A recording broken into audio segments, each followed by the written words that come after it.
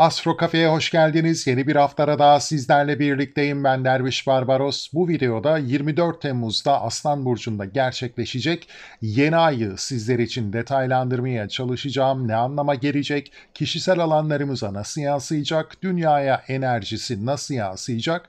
Tüm detaylarıyla her zaman olduğu gibi ele almaya çalışacağım. Şimdi 24 Temmuz günü Ankara saatiyle 22.10'da Aslan Burcu'nun ikinci derecesinde bir yeni ay deneyimliyoruz. Ankara merkezli an haritasında Balık burcu yükseliyor ve baktığımız zaman tüm ana akslara da değişken burçların hakim olduğunu gözlemliyoruz. Bu bize şu mesajı verecektir. Yani şartlarda bir değişme söz konusu olabilir. Bu yeni ayla birlikte tabii ki yeni ay Aslan burcunda gerçekleşiyor. Sabit bir enerji, ancak işte bu sabit enerji ile değişen şartların mücadelesinin gözlemlenebileceği bir yeni ayda olma ihtimali söz konusu. Yeni ayın baktığımız zaman Jüpiter dekanında gerçekleştiğini de gözlemliyoruz. Jüpiter'in burada bu yaygın yayılmacı enerjisini değerlendirdiğimiz zaman bir de ateş enerjisinin bu dönemde çok daha hakim olduğunu düşündüğümüz zaman da yangınlara karşı çok daha dikkatli olmamız gereken bir dönemde olduğumuza da işaret ediyor. Özellikle iz düşümleri haritasına baktığımız zaman Antalya, Akdeniz bölgesinde yangın riskinin yüksek olduğu bir yeni ay deneyimleme ihtimalimiz söz konusu. Tabii ki bir diğer taraftan da bu yeni ayın Kova burcunda seyreden Plüton'la bir karşıt açısı 2 dereceye 2 derece, yani tam derecelerde birbirlerini gördükleri bir karşıt açıyla gerçekleşiyor bu yeni ay. Plüton sabotajlarla, gizli örgütler ve onların gizli aktiviteleriyle ilgilidir. Bir diğer taraftan tabii ki değişim dönüşüm enerjisine de işaret eder. Ancak burada özellikle yangınları ele aldığımızda ve sabotaj ihtimali üzerinde de oldukça durulduğundan dolayı Akdeniz bölgesinde bu dönemde oldukça dikkatli olunması gerekliliğini bize gökyüzü vurguluyor. Bu yeni aydan Kova burcu özellikle karşıt bir enerji ve Plüton'un orada olması sebebiyle yüksek bir stres hissedecek. Belki de bu yeni ayla birlikte değişim dönüşüm enerjisini üzerlerinde bir baskı olarak hissedebilecekler. Tabii ki Kova burcunda ikinci derecesinde ve ikinci dereceye yakın derecelerde gezegen yerleşimi olanlarda bu alandaki enerjiyi, bu stresli enerjiyi daha yüksek seviyede hissedebilecekler hayatlarında. Sabit burçlar olan Akrep, Boğalarda kare açıyla bu yeni ayı görecekler ve özellikle ikinci dereceye yine yakın gezegen yerleşimleri olanlar haritalarında da bu kare açıyla ilgili aslında tetikleyici bir enerji alacaklar. Bizler bu kare karşıt açıları hayatımızda bizi harekete geçiren enerjiler olarak değerlendirirsek tabii ki evet, bizi strese koyabilirler, zorluklarla karşılaşabiliriz ama bizler bu stresle ve zorlukla karşılaşmadıktan sonra harekete de geçmeyeceğimizden dolayı bu enerjiyi olumlu yönde değerlendirmeye de çalışalım. Yeni ayın avantaj sağlayacakları arasında tabii ki aslanlar, koçlar ve yaylar olacak. Yani ateş elementine sahip burçlar olacaklar. İşler onlar için çok daha rahat akışında devam edebilecek bu yeni ayla birlikte. Özellikle yeni bir başlangıç yaptıkları takdirde de güzel sonuçlar, ileriki dönemde güzel sonuçlar alabileceklerini de düşünebiliriz. Denizlerle ilgili gelişmelerin tetiklenme ihtimali yüksek. Neptün'ün de Satürn'le birlikte birinci evde bulunması an haritasında denizlerle ilgili ani girişim ve gelişmelerin de bu yeni ay enerjisiyle birlikte tetikleneceğini düşündürebilir bizlere. Yeni ayın Aslan Burcu'nda ve an haritasında 5. evdeki yerleşimi Neptün'le üçgen yapması denizler üzerindeki kaynak arayışlarını ve bu alandaki çekişmeler, spekülasyonlarla ilgili gündemleri beraberinde getirebilecek gibi duruyor. Tabii ki 5. ev yine para borsa piyasaları, spekülatif alanlara işaret ediyor. Bu konuları da, ekonomik konuları da gündemde oldukça ciddi bir şekilde gözlemleyebileceğimiz, spekülatif belki de etkileri çok daha gündemde görebileceğimiz veya yöneticilerle ilgili veya farklı alanlardaki skandallar, sarsıcı olayların ekonomiye yansımalarını daha fazla deneyimleyebileceğimiz bir yeni ay süreci de söz konusu olabilir. Yeni ay Plüton karşıtlığında gerçekleşiyor dedik ki bu da bir dönüşüm teması olarak yine değerlendirilebilir. Baktığımızda zaten değişken burçlarda hakimiyeti olan bir yeni ay. Demek ki bizler değişim dönüşüm enerjisini bu yeni ayla birlikte çok daha güçlü hissedebileceğiz. Ancak denizlerdeki kaynaklar ve denizlerle ilgili de değerlendirdiğimiz zaman Plüton'la bu yeni ayın karşıt enerjisi o denizlerdeki kirlenmeyi bize biraz düşündürebilir. Tabii ki Kova hava enerjisi, Aslan sabit bir enerji, ateş enerjisi. Belki de bir noktada da özellikle volkanik patlamaların da son dönemlerde aktif olduğunu gözlemliyoruz. Volkanik patlamalar sonucu havaların veya atmosferin de kirlenmesiyle ilgili gündemler söz konusu olabilir. Bu yönde de değerlendirilebilir. Yeni ay haritasına baktığımız zaman dikkat çeken iki gezegen Mars ve Venüs çünkü birbirlerini kare açıyla görüyorlar. Mars Denebola sabit yıldızıyla kavuşumda. Bu önemli çünkü özellikle Mars'ın Denebola sabit yıldızıyla kavuşumu rekabeti biraz tetikleyebilir. Yine an haritasına baktığımızda bir diğer taraftan da Güney Ay düğümüyle hala o kavuşum enerjisinde yoluna devam ettiğini de gözlemliyoruz. Rekabette olduğumuz alanlarda bizler güç gösterisi yapmaya kalkışırsak kaybeden biz olabiliriz bu dönemde. Bunu dünya astrolojisi açısından özellikle dünya politikası açısından da bu yönde değerlendirebiliriz. Dünya astrolojisi açısından baktığımızda Mars'ın Denebolay'la kavuşumda olması politik ve askeri krizleri beraberinde getirebilir. Gökyüzünde ne yazık ki dünya astrolojisi açısından zaten böyle bir enerji hakim olacak gibi görünüyor. Liderleri ilgilendiren skandallar, toplumsal huzursuzluk ve siber saldırılar da yine bu dönemde gündemde olabilir. An haritasında 7. evde bizler bu etkiyi hissedeceğimizden dolayı savaş riski, savaş risklerinin belki ülkemize yansımalarını ve bu alandaki politik etkileşimleri daha fazla gündemde görebileceğimizi bizlere düşündürebilir. Dünya ticareti açısından yine oldukça çekişmeli bir sürece girebileceğimizi söyleyebiliriz. Mars'ın Venüs'te olan kare açısı bu noktada yine belirleyici olabilir. Merkür'ün retro olması Aslan Burcu'nda onun da ilerlemesi ticaretle ilgili konularda bir geriye dönüş yani belki de işte Trump'ın yaptığı o tarifelerle ilgili konuların yeniden gündeme gelmesi, ülkelerin birbirlerine ticari anlamda uyguladıkları vergileri yeniden değerlendirmesi gibi bir sürece de işaret ediyor olabilir. Venüs 4. evde ve Mars 7. evde burada aslında iç dinamiklere, ülkenin iç dinamiklerine dıştan bazı müdahaleler söz konusu olabilir. Burada da işte biraz iç karışıklıklarında tetiklenme ihtimali söz konusu olabilir. Tabii ki bunu sadece an haritasına bakarak söylüyoruz. Farklı açılardan haritayı ve Türkiye açısından neler getireceğini de yine değerlendireceğiz.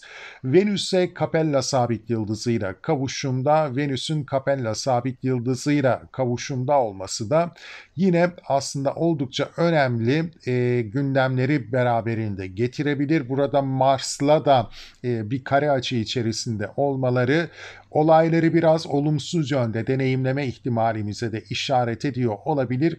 Venüs kadınları temsil ediyor. Özellikle kadın figürlerle ilgili gündemler belki de kadınlar temelinde bazı skandallar gündeme gelebilir. Kadın sanatçılarla ilgili zorlayıcı gündemlerle karşılaşabiliriz, stresli gündemlerle karşılaşabiliriz. Barış, diplomasi, para, değerler, müttefik ilişkiler ve toplumsal konularla ilgili zorlayıcı gündemlerle karşılaşabileceğimize işaret edebilir. Barış görüşmeleri, ticaret anlaşmaları ve uluslararası ilişkilerde daha manevra içeren yaklaşımlar gözlemleyebiliriz. Daha stratejik politikalar gözlemleyebiliriz bu süreçte. Bir diğer taraftansa ticaret ve dijital ekonominin, dijitalleşmeyle bağlantılı ekonominin çok daha fazla ön planda olacağını düşünebiliriz bu süreçte. Kadınlarla ilgili, kadın figürlerle ilgili gündemleri dediğim gibi daha fazla gündemde görebileceğimizi düşünebiliriz.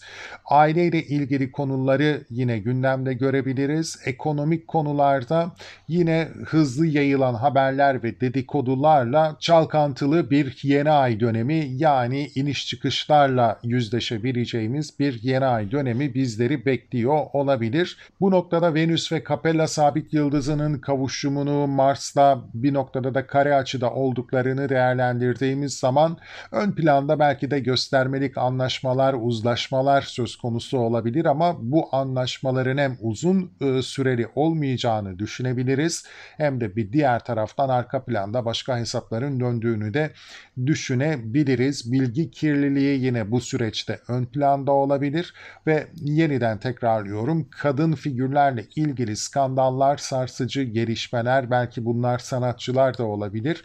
Bu konularla ilgili önemli gelişmeleri gözlemleyebiliriz genel olarak gündeme baktığımız zaman. Yükselen derecesinde balık burcunu gözlemliyoruz demiştik. Bu da daha fazla bir olma, bütünleşme temasına vurgu yapacaktır. Ben bilincinden çıkıp biraz daha fazla biz bilincine yaklaşmamız gereken bir enerji söz konusu olabilir veya buna ihtiyacın daha fazla hissedildiği gelişmelerle de karşılaşabiliriz. Bir diğer taraftan da daha merhametli olma ihtiyacında olabileceğimiz, belki de toplumsal anlamda unuttuğumuz, görmezden geldiğimiz şeyleri de biraz daha artık kabullenerek, bunların üzerine yürüyerek de, bunlarla mücadele ederek de bir harekette olmamız gereken sürece doğru ilerliyor olabiliriz. Şimdi Balık burcunun zaten gölge yanlarına da baktığımızda hem gerçeklerden uzaklaşma hem de bir kaçış enerjisi söz konusu olabilir. Biraz kendimizi kurban yerine koymaktan çıkarmamız gerekebilir. Özellikle bu süreçte bazı şeylerle mücadele etmemiz gerekebilir. Sınır problemleri, kişisel anlamda sınır problemleri de yaşayabiliriz ama bunu Türkiye'nin sınırlarına müdahale noktasında da yine değerlendirebiliriz. Mülteci konuları gündemde olabilir. Yeni ayla birlikte bu konular tetiklenebilir. Buna karşı da yine dikkatli olunması gerekecektir. Bir diğer taraftan da hem belirsizlik hem de bir kaos enerjisi yine daha kolektif anlamda kendini hissettirebilir. Çünkü Satürn ve Neptün'ün o kavuşum enerjisiyle retro yapmaları bazı kaotik etkileri de beraberinde getirebilir. Balık burcuna doğru zaten gerileyecekler. Önümüzdeki dönemde bunu yeniden hissedebiliriz. Mars'ın Denebola sabit yıldızıyla kavuşumuna dünya astrolojisi açısından bakacak olursak da zaten yine burada da toplumsal huzursuzluk ve isyanların tetiklenme ihtimaline işaret ediyor. Askeri veya paramiliter güçlerin sistemi sorgulayan aktiviteleri söz konusu olabilir. Liderlerle ilgili skandallar, görevden almalar gibi veya liderlerin halkın desteğini kaybetmesi gibi enerjiler de hakim olabilir. Mars ve Denebola'nın enerjisinin burada harmanlanmasıyla birlikte tabii ki Neptün balık enerjisi de bazı kaybedişleri de yine burada destekleyen bir enerji olarak değerlendirilebilir. Türkiye ana haritasında 5-11 avaksının tetiklenecek olması, Türkiye'nin yine uluslararası arenada arabuluculuk rolünü üstlenmesi gibi gündemleri beraberinde getirebilir. Haritanın açılarını değerlendirdiğimiz zaman özellikle muhalefet partileri için kendi içlerindeki rekabet temasının yükselişe geçme ihtimali, kendi içlerindeki anlaşmazlıkların yükselişe geçme ihtimali yüksek gibi görünüyor. Hatta burada Mars Nebula kavuşumunu yine devreye alırsak liderlerin düşüşü, belki değerini kaybetmesi gibi temalar özellikle muhalefet alanında daha fazla gündemde olabilir gibi duruyor ve yine yönetici figürleriyle ilgili görevden alınmalar söz konusu olabilir. Türkiye haritası üzerinden değerlendirdiğimiz zaman bu yeni ayın ikinci ev üzerinde gerçekleştiğini gözlemliyoruz. An haritasında da beşinci evdeydi. Demek ki bizler gerçekten de hem bu arabuluculuk temasını oldukça deneyimleyeceğimiz Türkiye'nin politik, dış politik arenada arabuluculuk temasının vurgulanacağını düşünebiliriz ama yüksek ihtimalle ekonomik alanda etkileri çok daha güçlü olacak. İkinci ev ekonomiyle doğrudan ilişkili bir alan ve Neptün, Plüton ve Uranüs'ün de bir noktada bu enerjiye uzaktan da olsa enerji sağlaması, yeni ay Neptün, Plüton'un birbirlerini destekleyici açılar içerisinde görmesi ekonomik alanda değişim ve dönüşüm enerjisinin tetikleneceğini bizlere düşündürüyor. Tabii ki Plüton'un 8. evdeki yerleşimi yine vergilerle ilgili, ülkenin borçları, kredileriyle ilgili konularda da bir değişim dönüşüm enerjisinin ortaya çıkacağını, belki de biraz olumsuz bir şekilde olay ve durumlarında patlak vereceğini düşünebiliriz. Çünkü yeni ayla karşıt bir Plüto söz konusu. Belki bilinmeyenlerin açığa çıkabileceği yine ekonomik konularda bir yeni ay süreci deneyimlenebilir. Belki de ekonomik konularda yine yöneticilerin görevden alındığı, bu alanın değiştirilip dönüştürüldüğü bir yeni ay süreci de söz konusu olabilir. Haritanın iz düşümlerine baktığımız zaman özellikle Antalya bölgesinde yangın risklerinin yüksek olduğunu düşünebiliriz. Akdeniz bölgesi olarak da yine değerlendirebiliriz. Çünkü zaten bu yeni ay Aslan Burcu'nda gerçekleşiyor. Ateş enerjisi gökyüzünde oldukça hakim. Bu süreçte yangınlara karşı hem Türkiye hem de dünya anlamında oldukça dikkatli olmamız gereken bir süreçteyiz. Plüton'un zaten enerjisi bildiğiniz üzere hem yeraltı örgütleri hem onların aktiviteleri, bir diğer taraftan da patlamalar, toksit durumlarla ilişkili, o yüzden de mutlaka dikkat edilmesi gereken bir sürece giriş yapılıyor. Bu yeni ayın çok önemli bir döngünün parçası olduğunu da anlamamız gerekiyor ve buraya da biraz dikkat kesilmemiz gerekiyor. Neden diyecekseniz, Güneş Plüton'la karşıt. Evet, yeni aydan bahsediyoruz ama burada Güneş ve Plüton'un karşıtlığının da bir döngü sürecine işaret ettiğini gözlemliyoruz. Bu döngü ne zaman başladı diyecekseniz, geçtiğimiz yıl daha çok yeni başladı. Bu bir değişim, bir dönüşüm enerjisi. Özellikle yönetimlerle ilgili bir değişim dönüşüm enerjisini tetikleyen bir döngü. Tarihe baktığımız zaman, tarihteki iz düşümlerine baktığımız zaman öyle her zaman da önümüze gelmeyen bir döngü olduğunu gözlemliyoruz. 200 yılı aşkın geçmişe dönüp baktığımızda 1778'de en son bu döngünün gerçekleştiğini gözlemliyoruz. Demek ki gökyüzü bu döngüyle bizi çok sık karşılaştırmıyor ama bu döngünün zamanı geldiğinde de özellikle yönetimsel anlamda, global anlamda ciddi değişim ve dönüşümler deneyimleme ihtimalimiz söz konusu ve bu değişim dönüşüm süreci 19 yıla kadar yayılabiliyor. Bu yeni aya baktığımız zaman bizler ikinci basamağında olduğunu gözlemliyoruz. Yani önümüzde daha 17 yıllık bir dönem var ki bu döngü tamamlansın ve taşlar yerine otursun. Geçmişe döndüğümüz zaman 1777 yılına baktığımızda bizler özellikle neyi gözlemliyoruz? Amerika'nın bağımsızlık savaşını gözlemliyoruz. Amerika'da gündem evet zorlayıcı bir sürece doğru ilerliyor. Demek ki yine bir eşleşme geçmişle, tarihle söz konusu. Fransız devriminin yine tarihlerine işaret ediyor. Diğer taraftan sanayi devriminin hızlandığı bir sürece işaret ediyor. Genel olarak baktığımızda Rusya'nın büyüme, genişleme enerjisinin tetiklendiği bir döneme işaret ediyor. Özellikle Büyük Katerina döneminde bu etkiyi hissediyoruz. Osmanlı İmparatorluğu'na baktığımız zamansa batıya kıyasla daha yavaş bir değişim sürecine girdiğini gözlemliyoruz. İsyanlar, ayaklanmaların biraz güç kazandığı bir döneme işaret ediyor.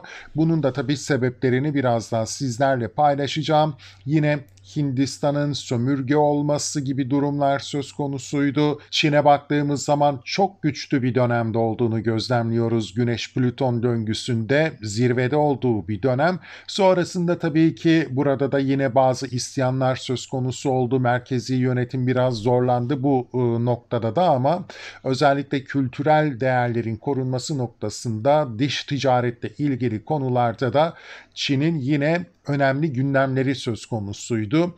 İran'a baktığımız zaman Karim Han Zand 1779'da vefat ediyor ve onun ölümünden sonra da taht mücadeleleri iç savaşlarla başlıyor ve bu 19 yıllık süreçte bu iç çekişmeler, iç çatışmalar devam ediyor. Şimdi Osmanlı İmparatorluğu'na baktığımız zaman 1. Abdülhamit dönemi donanma ve ordu aslında bu dönemde modernize ediliyor. Yani savunmayla ilgili konuların gündemde olduğunu değerlendirebiliriz. Günümüze baktığımız zamansa Türkiye'nin yine oldukça gündemde ve güçlü bir pozisyonda olduğunu gözlemliyoruz. 1789'da 3. Selim'in tahta geçtiğini ve burada yeni vergi sistemlerini gündeme getirdiğini gözlemliyoruz. Burada zaten artık bazı iç ayaklanmalar ve zıtlaşmalar gündeme gelmeye başladı. 1797'ye gelindiğinde ise hala reformlara devam ediliyordu ama başlangıç aşamasındaydı. Demek ki bir reform süreci Osmanlı'da da yaşandı bu dönemde. Tekrardan özetleyecek olursak İran'da iç savaşlar başladı. Bir liderin ölümü sonrasında, bir liderin hayatını kaybetmesi sonrasında iç savaşlar ve oldukça çalkantılı bir döneme girildi. İran gündemine baktığımız zaman yine böyle bir sürecin İran'ı beklediğini düşünebiliriz. Çin altın çağını yaşadı. Sonrasında Beyaz Lotus isyanıyla iç huzursuzluk sinyalleri ortaya çıktı ama Çin'in gücünü kaybettiği bir durumdan bahsedemiyoruz. Çin'i demek ki bizler bu süreçte yine oldukça yükselişte görebileceğiz. Suriye'ye baktığımız zaman o dönemlerde yine Osmanlı toprağı olduğunu gözlemliyoruz. Burada da reformlar ve yerel güçlerin yükselişini gözlemlediler o dönemde. Amerika'da zaten devrim, cumhuriyet, anayasa, kurumsallaşma temaları gündemdeydi. Osmanlı'da da yine dediğim gibi reformlar ön plandaydı. Demek ki ülkeler anlamında bu yönde değişim ve dönüşümler söz konusu olabilir. Bu yönde gündemleri söz konusu olabilir 19 yıllık süreçte. Tabii ki Plüton'un Kova burcundaki yerleşimi de yapay zeka, teknolojiler, dijital ekonomi gibi konuları çok daha fazla gündeme getirecek gibi duruyor. Özellikle 2023-2043 yılları arasında Plüton Kova transitinde de dijital para sistemleri, yapay zeka ve veri kontrolü ve bununla birlikte gücü de kimin elinde tutacağı konuları çok daha fazla gündemde olacak gibi duruyor. Yeni ay haritasına geri dönecek olursak, İsrail'e bir bakalım isterseniz ülkeler üzerinden ilerleyelim. Bu yeni ay İsrail'in natal ayının üzerinde gerçekleşiyor. 10. evde demek ki liderleri İsrail'i oldukça çok konuşacağımız, Netanyahu'yu yine yaptığı girişimlerle ilgili çok konuşacağımız bir sürece işaret ediyor. Yine İsrail halkının belki de olumsuzluklarla karşılaştığı bir dönemi de bize vurgulayabilir. Ay temel olarak çünkü baktığımızda halkları temsil ediyor. Yeni ayın Plüton'la karşıt olması da belki de halkın zarar görmesi ihtimalini bizlere düşündürebilir ama Plüton'un 4. evde olması o iç karmaşanın belki provokasyonlarla tetiklenme ihtimalini de bizlere düşündürebilir. Yine İsrail'de de o muhalefetin belki iç karışıklığı tetikleyecek bazı girişimleri, gösterileri, isyanları tetikleyecek bazı girişimleri söz konusu olabilir. Eğer ki İsrail bu bahsettiğimiz Güneş-Plüton karşıtlığı döngüsünde İran'a karşı harekete geçerse burada halkın aslında zarar görebileceğini de düşünebiliriz. Bir diğer taraftan Mars ve Denebolan'ın kavuşumunu da düşündüğümüzde iç meselelerde de oldukça ciddi bir karmaşayı da tetikleyebilir bu savaş uzadığı müddetçe. Özellikle Netanyahu baskıcı bir politika izlemeye de yönelebilir.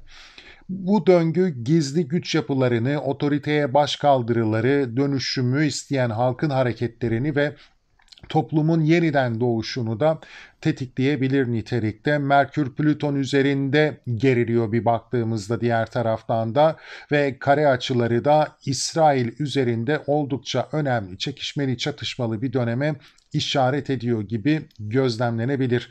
Özellikle transit Jüpiter'in natal Neptün'le olan karesi İsrail-Amerika ortaklık ve gizli hareketlerinin sorunlar yaşama ihtimaline işaret ediyor olabilir. Bu tabii ki İran'ı da dolaylı olarak etkileyecektir. Ek olarak Venüs ve Uranüs kavuşumunun Mars tarafından da tetiklenmesi ani saldırılarla yine gündeme gelebileceğini de bizlere düşündürüyor İsrail'in. Bu noktada İran'a bir dönüp bakacak olursak İran'ın Jüpiter ile kavuşumda gerçekleşen bir yeni ay enerjisinden bahsediyoruz. 12. evde ve 29. derecede Jüpiter'in tetiklenmesi mutlaka İran için kritik bir etki yaratacaktır. Öte yandan transit Jüpiter'de 8. evdeki natal Güneş'le kare açıda, o yüzden de İran ve İsrail arasındaki çekişme ve çatışmaların yeniden tetiklenme ihtimali söz konusu olabilir. Hiçbir hareket olmasa dahi İsrail'in gizli planlarıyla ilgili gündemler İran üzerinde söz konusu olacaktır. İran'ın 12-6 ev aksında yeni ay ve Plüton'un tetiklenmesinin yaşanması savunma, askeri konular, ulusal muhafızlarla ilgili gündemleri zaten tetikleyecek. Çok ciddi gökyüzü İran'da yine çatışmaların söz konusu olabileceğini, İsrail-İran arasındaki çatışmaların tetiklenebileceğini vurguluyor. Açıkçası bu yeni ayın Satürn ve Neptün'le de olan üçgen açısı perde arkasında görmediğimiz aktörlerin hedef ve ideallerini gerçekleştirmek için harekete geçebileceğini de bizlere düşündürebiliyor. Plüton ve Neptün'ün birbirini destekleyici açı içerisinde olmaları gizli hedeflerin, provokasyonların ve aldatıcı yöntemlerin empoze edilmeye çalışıldığı bir süreç söz konusu olabilir. Belki de bu süreçte bir farklı açıdan baktığımızda da İran iç politikasını alevlendirecek dış müdahaleler söz konusu olabilir gibi de duruyor. Ukrayna'ya baktığımız zaman Ukrayna'nın Kironlarının üzerinde gerçekleşecek bir yeni ay olması, birinci evlerinde Plüton ve Satürn-Neptün kavuşumunun yeni ay tarafından tetiklenecek olması, Ukrayna'nın yine oldukça zor ve stresli bir döneme gireceğini bizlere düşündürebilir Rusya karşısında bu dönemde.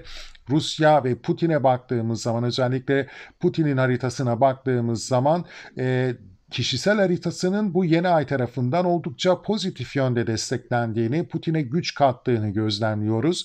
Mars'ı 10. evinde beklenmedik bazı gelişmeleri evet getirebilir Putin'in haritasında. Ekonomik konular yine gündemde olabilir. Aslında Putin'i zorlu durumlarla baş başa bırakacak gelişmeler de söz konusu olabilir ama haritasının geneline baktığımız zaman ona güç veren bir haritada söz konusu.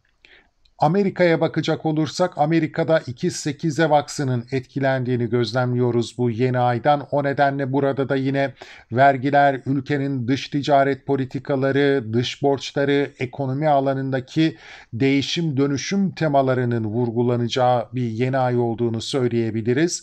Amerika haritasında Kiron'un tetiklenmesi ise yine iç meselelerde ekonomik güç çekişmelerinin sorun yaratacağını, ifşaların yaşanabileceğini bizlere düşündürüyor.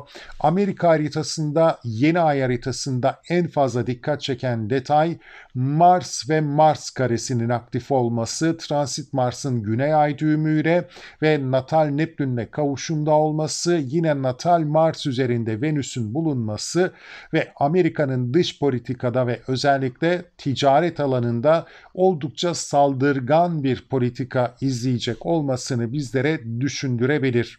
Bu noktadan baktığımızda Amerika'nın ticari savaşları yeniden alevlendirmesinin kendi zararına olacağını da gözlemleyebiliriz. Haritaya baktığımız zaman çok da karlı çıkacak bir taraf olmayacak Amerika ve bir diğer taraftan da ülkeler arası savaşlara da etki ettiği durumlarda da yine kendisinin çok bir avantajı olmayacağını gözlemleyebiliriz. Plüton ve Kiron'un net açısı ve Kiron'un 4. evdeki yerleşimi ekonomik alanda yapılacak yeni girişimlerin, dönüşümsel girişimlerin, özellikle ülkenin borçları, kredileri, vergilendirme sistemiyle ilgili girişimlerin halkın zararına olacağı ve halkın bu noktadan artık isyan edeceği bir sürece doğru da işaret ediyor. Amerikan haritası aslında bize temelde şu mesajı veriyor: hem içte hem de dışta oldukça mücadeleci ve belki de biraz baskıcı bir politika izleneceği bir döneme giriyor. Amerika'nın yine özellikle yeni ay haritasının iz düşümlerine baktığımız zaman Miami bölgesi, Güney Amerika kıtasında Ekvador, Kolombiya, Peru bölgelerinde de doğal afet ihtimallerini gözlemleyebiliyoruz.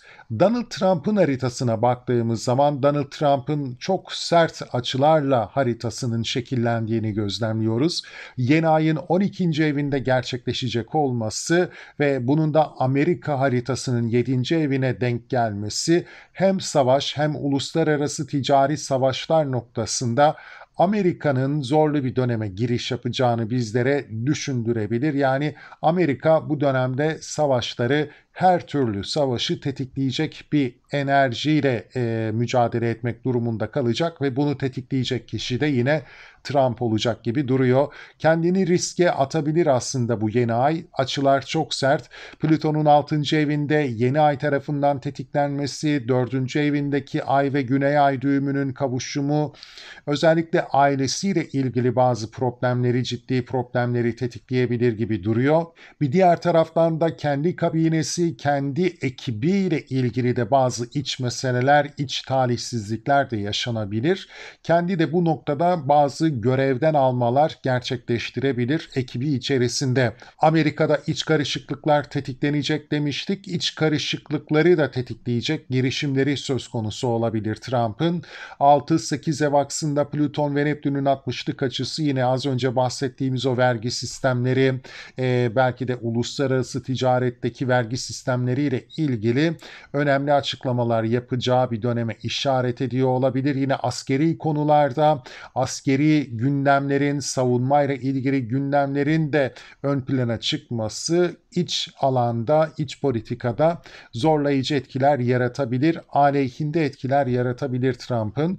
Trump'ın baktığımızda kaderinde de bir dönüm noktası olacak gibi değerlendirilebilir. Çünkü ay düğümlerinin tetiklendiği bazı etkiler söz konusu ve Trump cephesinde bir skandal da gündeme gelebilir gibi duruyor. Destekçileri tarafından sarsılabilir.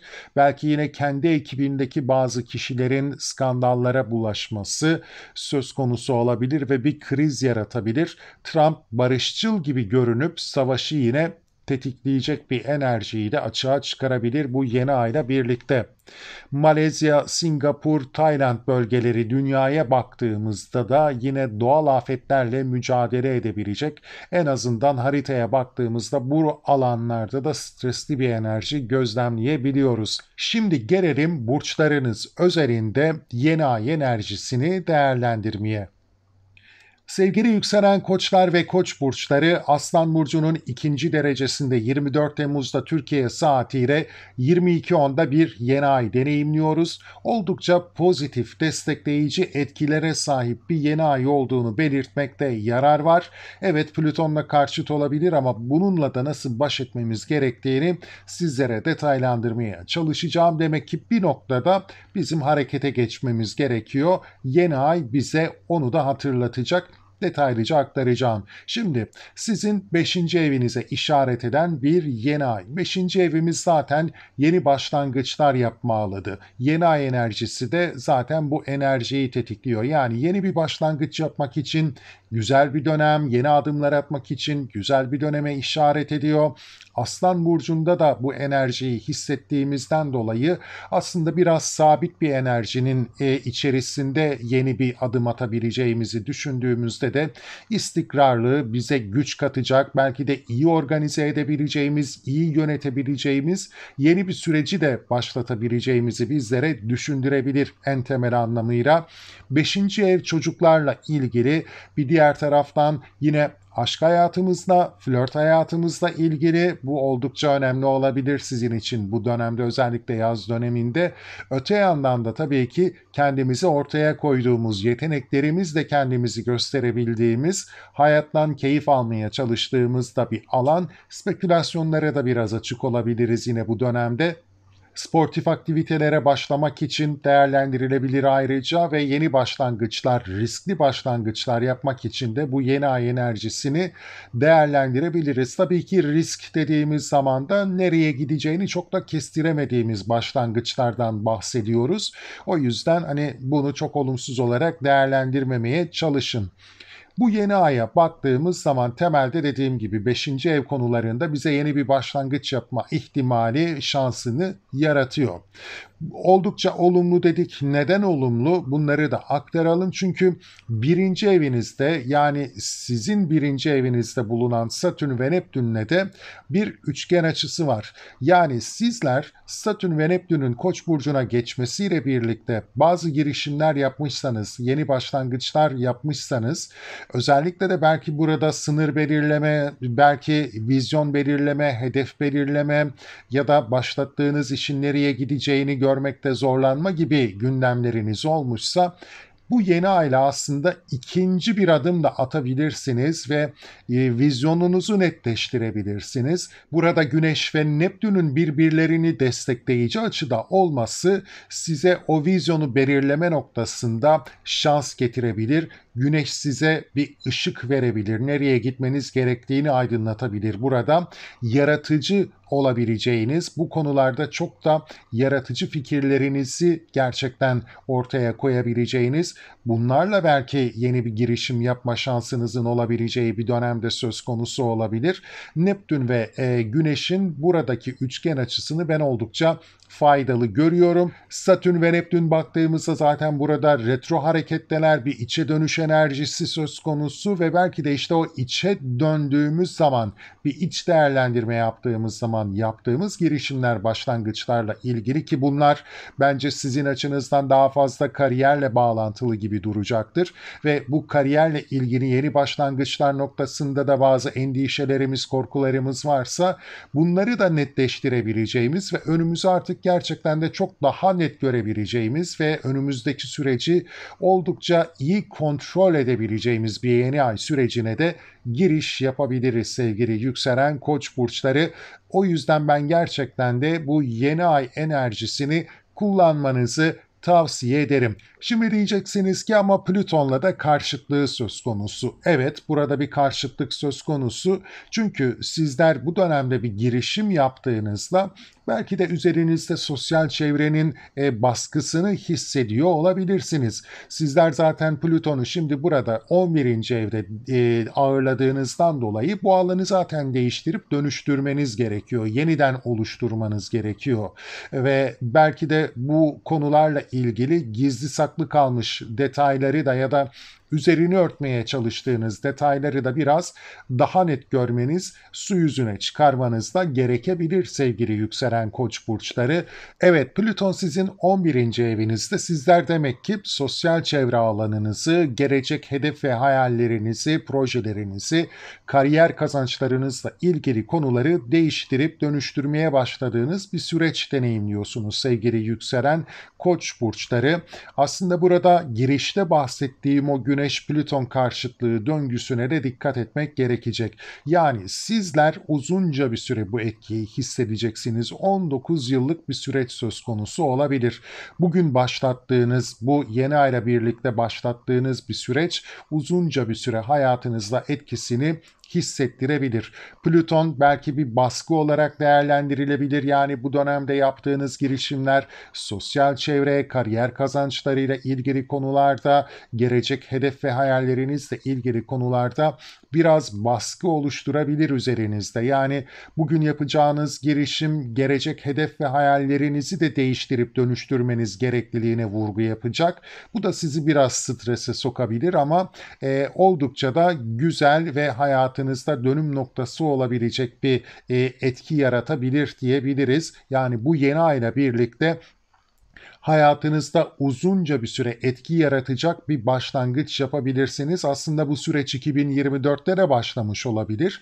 2024 yaz döneminde başlattığınız bazı girişimlerin ikinci basamağında olabiliriz ve bu ikinci basamakta evet bir adım attınız ama bir geriye dönüp bir bakalım. Yani belki de bazı detayları atlamış olabiliriz. Özellikle Plüton 8. evi temsil ettiğinden dolayı krizler söz konusu olmuş olabilir, kayıplar söz konusu olmuş olabilir. Kendinizi yeniden yaratma yolunda bir adım attığınızda belki de o derinde kalmış, çok da su yüzüne çıkmamış konuları dikkate almanız gerekiyor bu değişim dönüşüm sürecinde. Biraz sizi içinize yönlendirebilir. Yeni ayla birlikte bu farkındalığı yaşayabiliriz.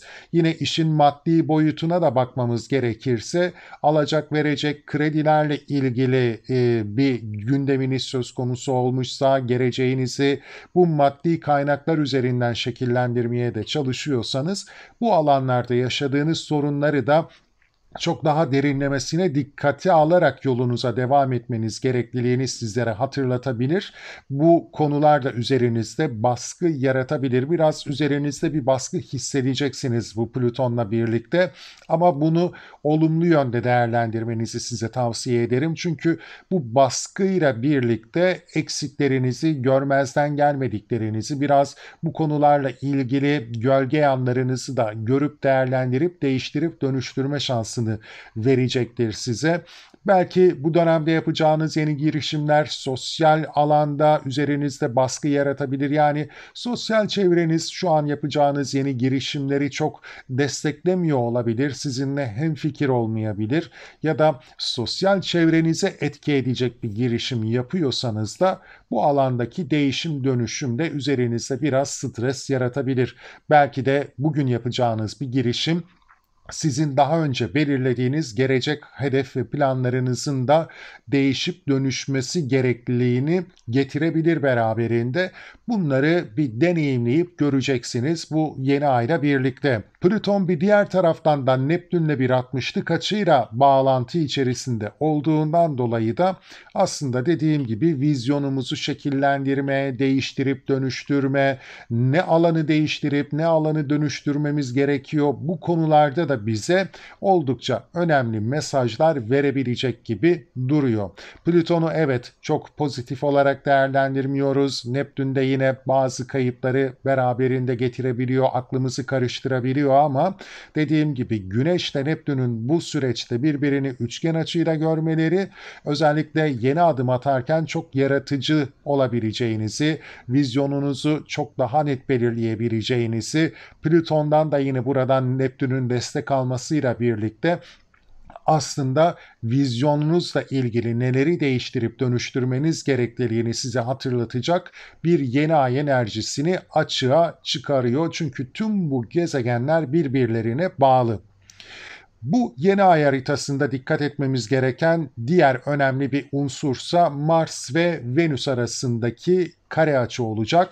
Çalışma hayatınızda zaten Mars ve Güney Ay düğümünün kavuşumuyla birlikte zorlu bir süreçten geçmiş olabilirsiniz sevgili yükselen Koç burçları. Sağlığınızla ilgili, gündelik sorumluluklarınızla ilgili yoğun, zorlayıcı veya bazı kayıpları da beraberinde getiren, talihsizlikleri de beraberinde getiren olaylarla yüzleşmiş olabilirsiniz bu dönemde. Venüs'te yaptığı bu kare açıda özellikle iletişim, belki de sizin değer verdiğiniz iletişim, arkadaşlık ilişkilerinin iş yerinde karşılık bulmaması bir çatışma, bir çekişmeyi de beraberinde getirebilir. İş hayatında iletişim temelinde zorlayıcı gündemler söz konusu olabilir. Sizler çok daha tatlı dilli olmaya çalışırken belki bu yanlış anlaşılabilir. Bir agresif bir tutum olarak değerlendirilebilir. Belki birbirinize karşı daha anlayışlı, daha iyi bir dil kullanmanız gerekliliğini vurgulamaya çalışırken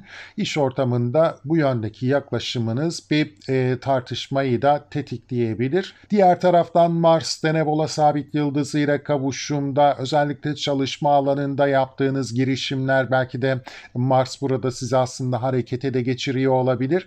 Çalışma hayatında yapmak istediğiniz girişimler, belki sizi öne geçirmeye çalıştığınız bazı girişimler bu alanda çok hoş karşılanmayabilir.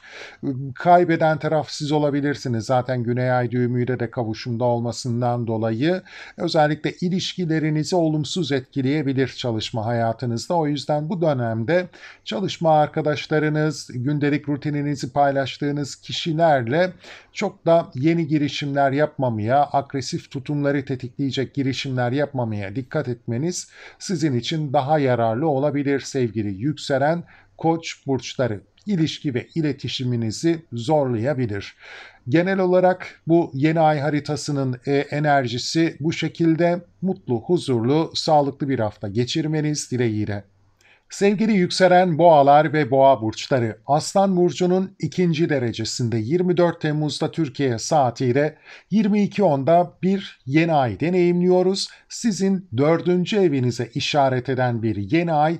Gelin bakalım bu yeni ayın temaları ne olacak? İyi mi olacak, kötü mü olacak? Aslında girişte de belirttiğim gibi uzunca bir süredir son dönemde deneyimlediğimiz yeni ayların enerjileri çok pozitif etkiler getirmiyordu hayatımıza. Bu dönemlerde yeni bir başlangıç yapmak bizi çok riskli senaryolara yönlendirebiliyordu ama bu Aslan Burcu'nda deneyimleyeceğimiz yeni ay bizi destekleyici bir enerjiyle karşılıyor. O yüzden en başta söylemem gereken şu ki yapmanız gereken, başlatmanız gereken işiniz, gücünüz söz konusuysa özellikle dördüncü ev konuları temelinde mutlaka değerlendirin derim. Dördüncü ev dedik, ev, aile, yuva demek. Yine bu konular temelinde yeni girişimler yapabileceğimiz, özellikle bu konuları çok daha iyi yönetebilmek adına yaratıcılığımızı da işin içerisine katarak, vizyonumuzu da netleştirerek ilerleyebileceğimiz güzel bir yeni ay sürecindeyiz. Nedenlerini açıklayacağım. Dördüncü ev, ev demek. Ev demekse barınma demek. Yani evimizle ilgili taşınma, kiralama, satma, tadilat gibi gündemlerimiz söz konusuysa bu yeni ay sürecini oldukça pozitif bir şekilde değerlendirebiliriz, girişim yapabiliriz.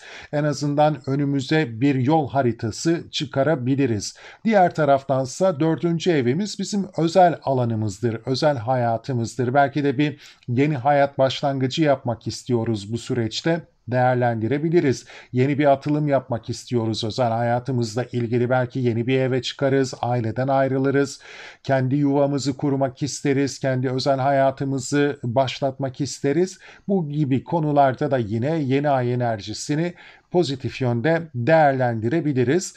O yüzden dördüncü ev konuları çerçevesinde genelde baktığımızda bu yönde yeni ay enerjisini kullanabiliriz. Evet, şimdi diyeceksiniz ki Plüton'la karşıt bir enerjisi söz konusu bu yeni ayın. Bunu şöyle yorumlayabiliriz baktığımızda, evet, Plüton sizin kariyer hayatınızı değiştirip dönüştürüyor. Bu toplumsal statünüze de bağlantılı olabilir. Bu dönemde yapacağınız bir yeni girişim aslında kariyer alanınıza da bir şekilde yansıyabilir. Yani kariyer biraz baskı oluşturabilir evinizde, ailenizde, özel hayatınızla ilgili yapacağınız değişimler noktasında. Misal bir yere taşınacaksınız ama kariyeriniz, iş yeriniz sizi engelliyor olabilir. Belki mesafesi uzaktır. Oraya ulaşımı örneğin göz önünde bulundurmanız gerekerek hareket etmeniz gerekebilir ki Merkür de burada retro, evet, belki de o ulaşım temalarını biraz aklımıza getiriyor olabilir. Veya kariyeriniz, yapacağınız özel hayat girişimleri, aile hayatı, ev hayatıyla ilgili girişimleri çok desteklemiyor olabilir. Aslında burada ikisini de dengeli yürütmemiz gerekecek gibi duruyor. Yani siz ev hayatınız, aile hayatınızda bir şeyi değiştirmek istiyorsunuz ama diğer taraftan da esas değiştirmeniz gereken gökyüzünün size verdiği mesaj kariyer alanınız, toplumsal statü alanınız. Hani buraya da bir el atmanız gerekiyor. Bunu size hatırlatabilir.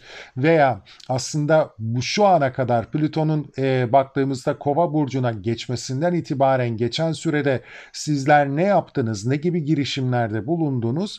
Bunu da size hatırlatabilir. hatırlatacak aslında Plüton'un Güneş'te karşıtlığı.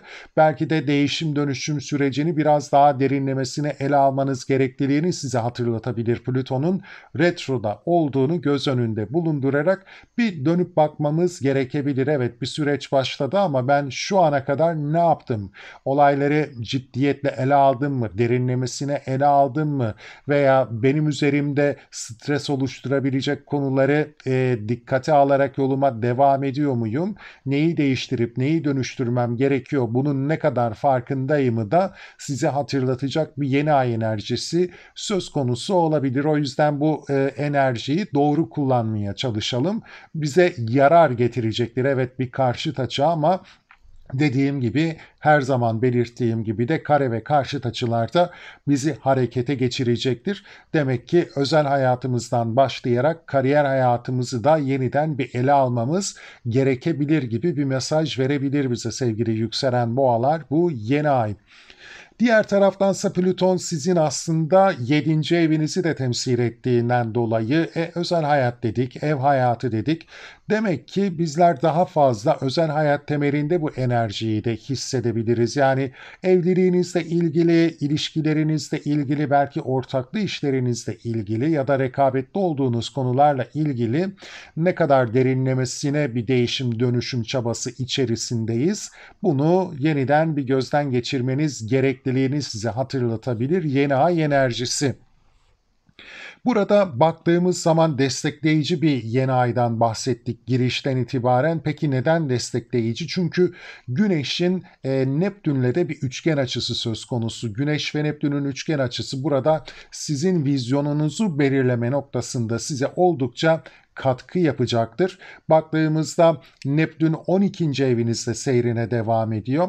Demek ki bazı manevi konular, manevi değerler veya işte bu özel hayatı yeniden yapılandırma girişimleriyle ilgili korkularınız, endişeleriniz varsa, iç dünyanızda belki rotanızı çok da net belirleyememişseniz, hani bu iş nereye gidecek, benim duygusal zorlanmalarım ne yönde olacak gibi bazı endişelere kapıldıysanız, bunları da çok daha net görebileceğiniz, aslında iç huzurunuzu da size sağlayacak bir yeni ay enerjisi söz konusu olabilir. Neptün burada sizin 11. evinizi de temsil ettiğinden dolayı özellikle aile hayatınız, özel hayatınızın geleceğiyle ilgili endişeleri de çok daha rahat aşabileceğiniz, bu alanda da yine iç huzurunuzu sağlayabileceğiniz, iç huzurunuzu sağlayıp sağlamlaştırdığınız takdirde de özel hayatınızdaki girişimleri çok daha güvenle gerçekleştirebileceğiniz bir sürece ilerleyeceğinizi söyleyebiliriz. Çünkü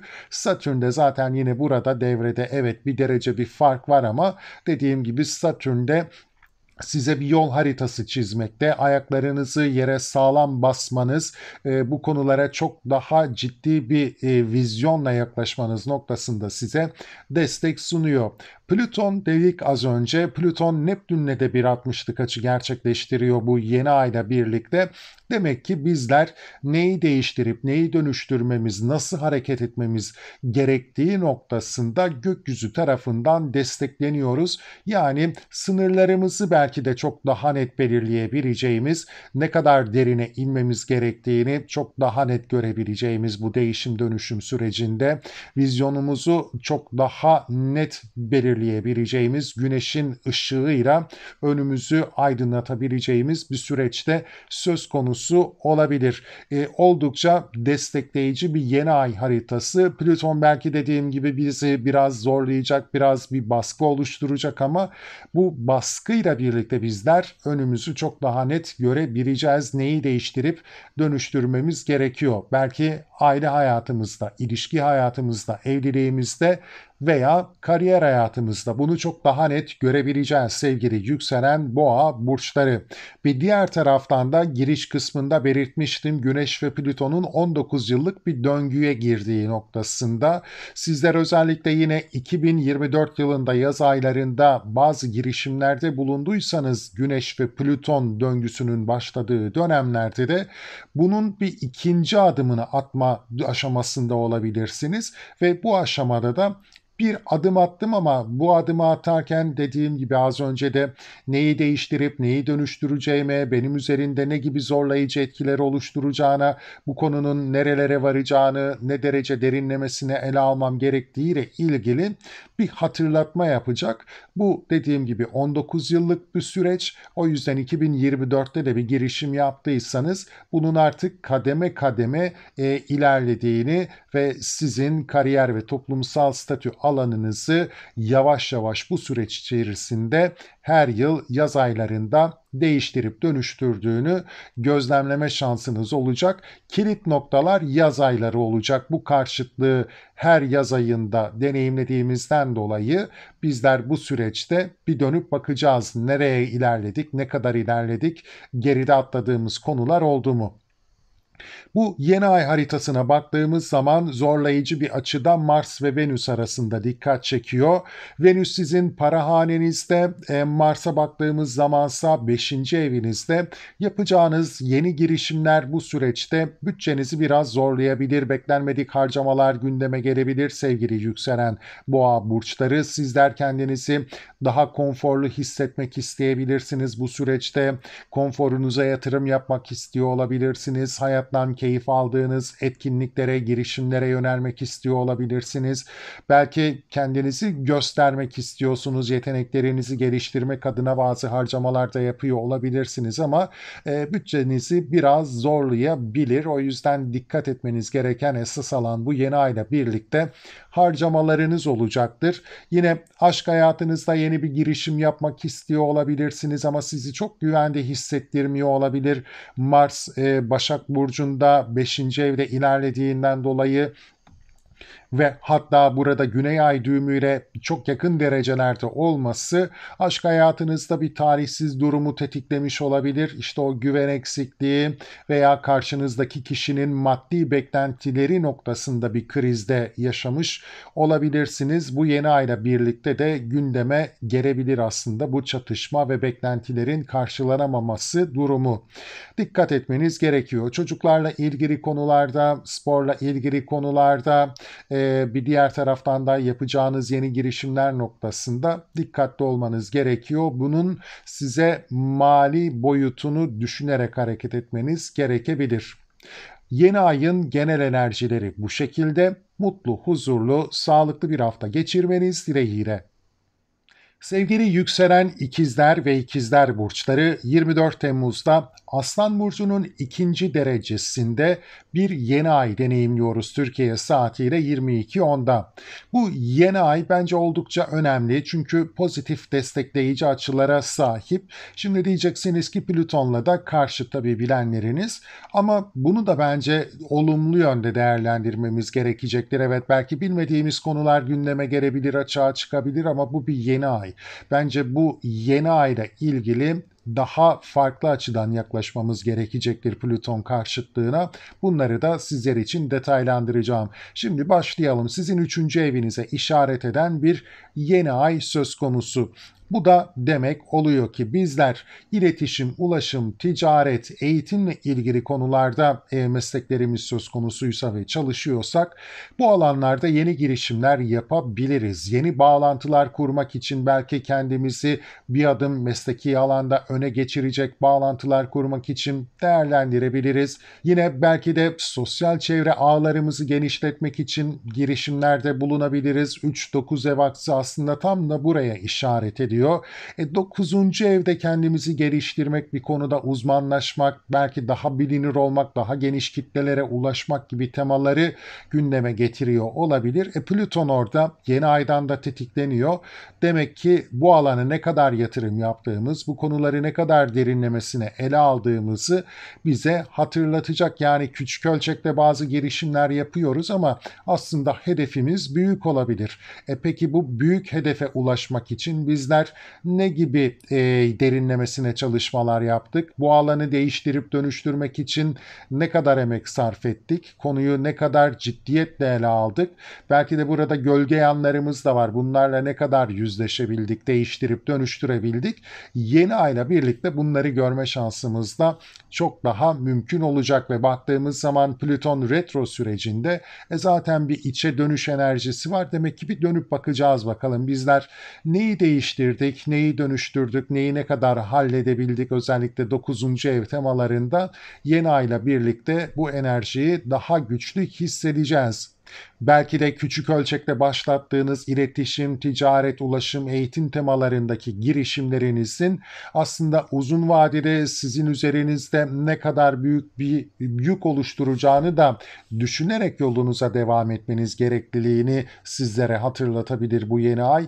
Plüton aslında size 9. evde bir mesaj veriyor da olabilir. Küçük ölçekte başlattınız ama büyütmeniz de gerekebilir bunu. Bu iş büyüyebilir. Kendinizi geliştirmeniz, sürekli kendinize yeni katkılar yapmanız, bu alanda bilgi sahibi olmanız, yani şu anki eğitiminizle, şu anki başlangıç noktasında yaptığınız girişimle kalmayacağınızı, bu işin büyüyeceğini bilerek yolunuza devam etmeniz gerekliliğini size hatırlatabilir bu yeni ay sevgili yükselen ikizler burçları.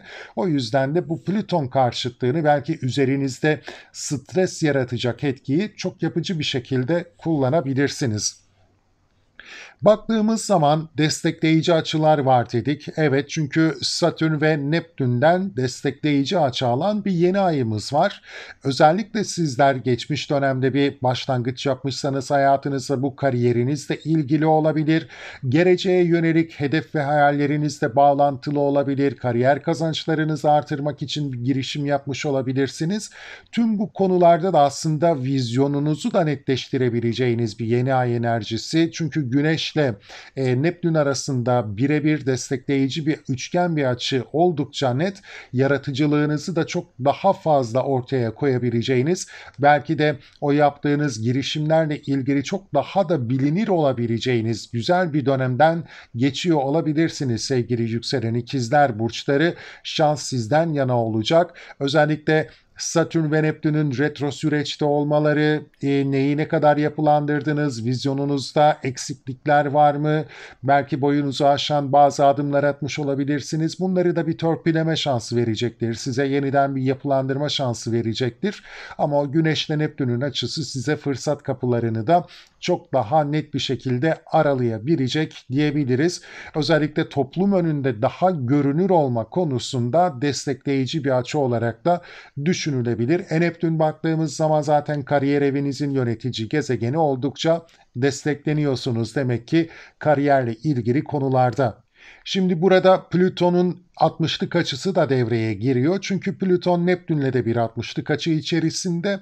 Demek ki bizler kariyerimizle ilgili, geleceğimizle ilgili yeni bir hareket başlatmışsak, yeni bir girişim başlatmışsak, bu iletişimle ilgili konular, ulaşımla ilgili konular, eğitimle ilgili konular temelinde ise de değişim, dönüşüm, vizyon belirleme, yapılandırma konuları bu yeni ayla birlikte oldukça destekleniyor. Bir farkındalığa da varacağız diyebiliriz aslında. Plüton zaten Kova burcunda bir şeyleri derinden de fark etmemizi sağlıyor. Neyi değiştirmemiz gerekiyor, dönüştürmemiz gerekiyor bu yola çıktığımızda. Neptün'le birlikte de dediğim gibi bir bilinç yaratacak, bir vizyon yaratacaksınız. Daha köklü bir vizyon yaratma şansınız da söz konusu olacak. Diğer taraftansa bu yeni ayın zorlayıcı bir açısı da şu olacak. Yeni ayda Venüs ve Mars'ın arasında bir kare açı söz konusu sevgili yükselen ikizler burçları. O yüzden aile içi çatışmalara, özel hayatınızdaki çatışmalara karşı dikkatli olun. Mars ve Güney Ay düğümünün kavuşum enerjisiyle ilerlediği bu süreçte aile hayatınızda, özel hayatınızda çok fazla eleştirel olmamaya çalışın. Karşınızdaki kişilere daha yumuşak davranmaya çalışın. Onlarla belki iyilikleri için bazı şeyleri dile getirme ihtiyacı duyabiliyorsunuz ama karşı taraf bunu yanlış anlayabilir, kırgınlık yaratabilir. O yüzden iyiliğine de olsa bu süreçte onlarla iletişim kurarken çok eleştirel olmamaya çalışın. Onları kırabilecek konuları biraz hesaplayarak bağlantı kurmaya çalışın derim. Baktığımızda Venüs zaten sizin burcunuzda, belki ilişkilerle ilgili temelde, para konuları temelinde bazı zorlayıcı dönemler geçirebilirsiniz bu yeni ay sürecinde. Burada baktığımız zaman Venüs sizin 12. evinizi yönetiyor. Demek ki çok kestiremediğiniz, kontrol dışına çıkabilecek durumlar söz konusu olabilir. Belki de sizler dediğim gibi gölge yanlarınızla ya da olayların göremediğiniz yönü sebebiyle yanlış bir izlenim bırakabilirsiniz karşı tarafta, özellikle aile hayatı temelinde. Bu da ilişkileri gerebilir. Bir diğer taraftan baktığımızda 5. evinizi yönetiyor. Aşk hayatınız, ilişkileriniz veya konforla ilgili, kendinizi göstermekle ilgili konular, yeni bir girişim yapıyorsanız bu konular temelinde de aile bireyleri, özel hayatınıza dahil ettiğiniz kişilerle çok da aynı noktada buluşamayacağınız bir dönem gündemde olabilir. Bu konuda dikkatli olun.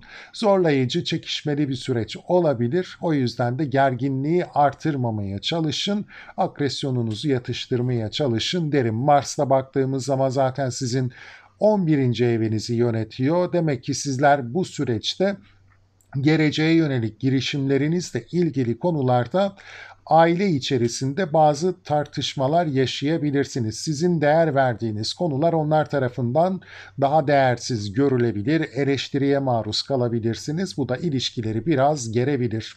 Dikkatli olmakta fayda var. Genel olarak bu yeni ayın harita etkileri bu şekilde. Mutlu, huzurlu, sağlıklı bir hafta geçirmeniz dileğiyle. Sevgili yükselen yengeçler ve yengeç burçları, 24 Temmuz'da Aslan Burcu'nun 2. derecesinde Türkiye saatiyle 22.10'da bir yeni ay deneyimliyoruz. Oldukça önemli bence, çünkü uzunca bir süredir bu kadar destekleyici ve önümüzü görmemizi sağlayacak bir yeni ay haritasıyla karşılaşmadık diyebilirim. Şimdi diyeceksiniz tabii ki, Plüton'la karşıt açıda gerçekleşen bir yeni ay ne kadar olumlu olabilir? Bunun da detayını sizlerle tabii ki her zaman olduğu gibi paylaşacağım. Evet, Plüton belki de bazı gizli gerçeklerin, saklanan gerçeklerin, ifşaların yaşanmasını tetikleyebilir ama kişisel alanda bunu biraz farklı algılamamız ve değerlendirmemiz de gerekebilir gibi duruyor.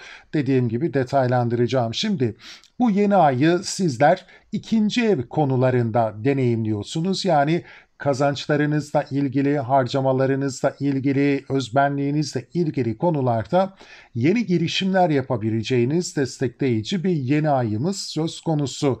Güneş baktığımız zaman zaten sizin kazanç hanenizi temsil ediyor. Ay da sizin yönetici gezegeniniz. Bu alanda kavuştularsa, bir yeni aya imza atmışlarsa, demek ki bizler kazançlarımızla ilgili güzel bir dönemeçte yeni girişimler yaptığımız zaman önemli pozitif destekler alacağımız güzel bir dönemeçte olabiliriz.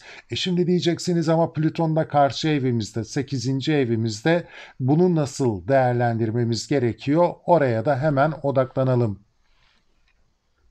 Şimdi Plüton 8. evinizde, demek ki 8. evinizde sizler bir değişim, dönüşüm, yeniden başlayış enerjisini zaten hissediyorsunuz. Giriş kısmında bahsettiğim Güneş ve Plüton karşıtlığı da bir döngü başlattılar. Aslında 2024'te yine bu yaz döneminde bir döngü başlattılar. Özellikle o dönemden başlattığınız bazı projeleriniz de söz konusuysa, bunlarla ilgili neler yaptığınıza bir dönüp bakmanızı sağlayacak aslında Plüton ve Güneş'in bu karşıtlığı.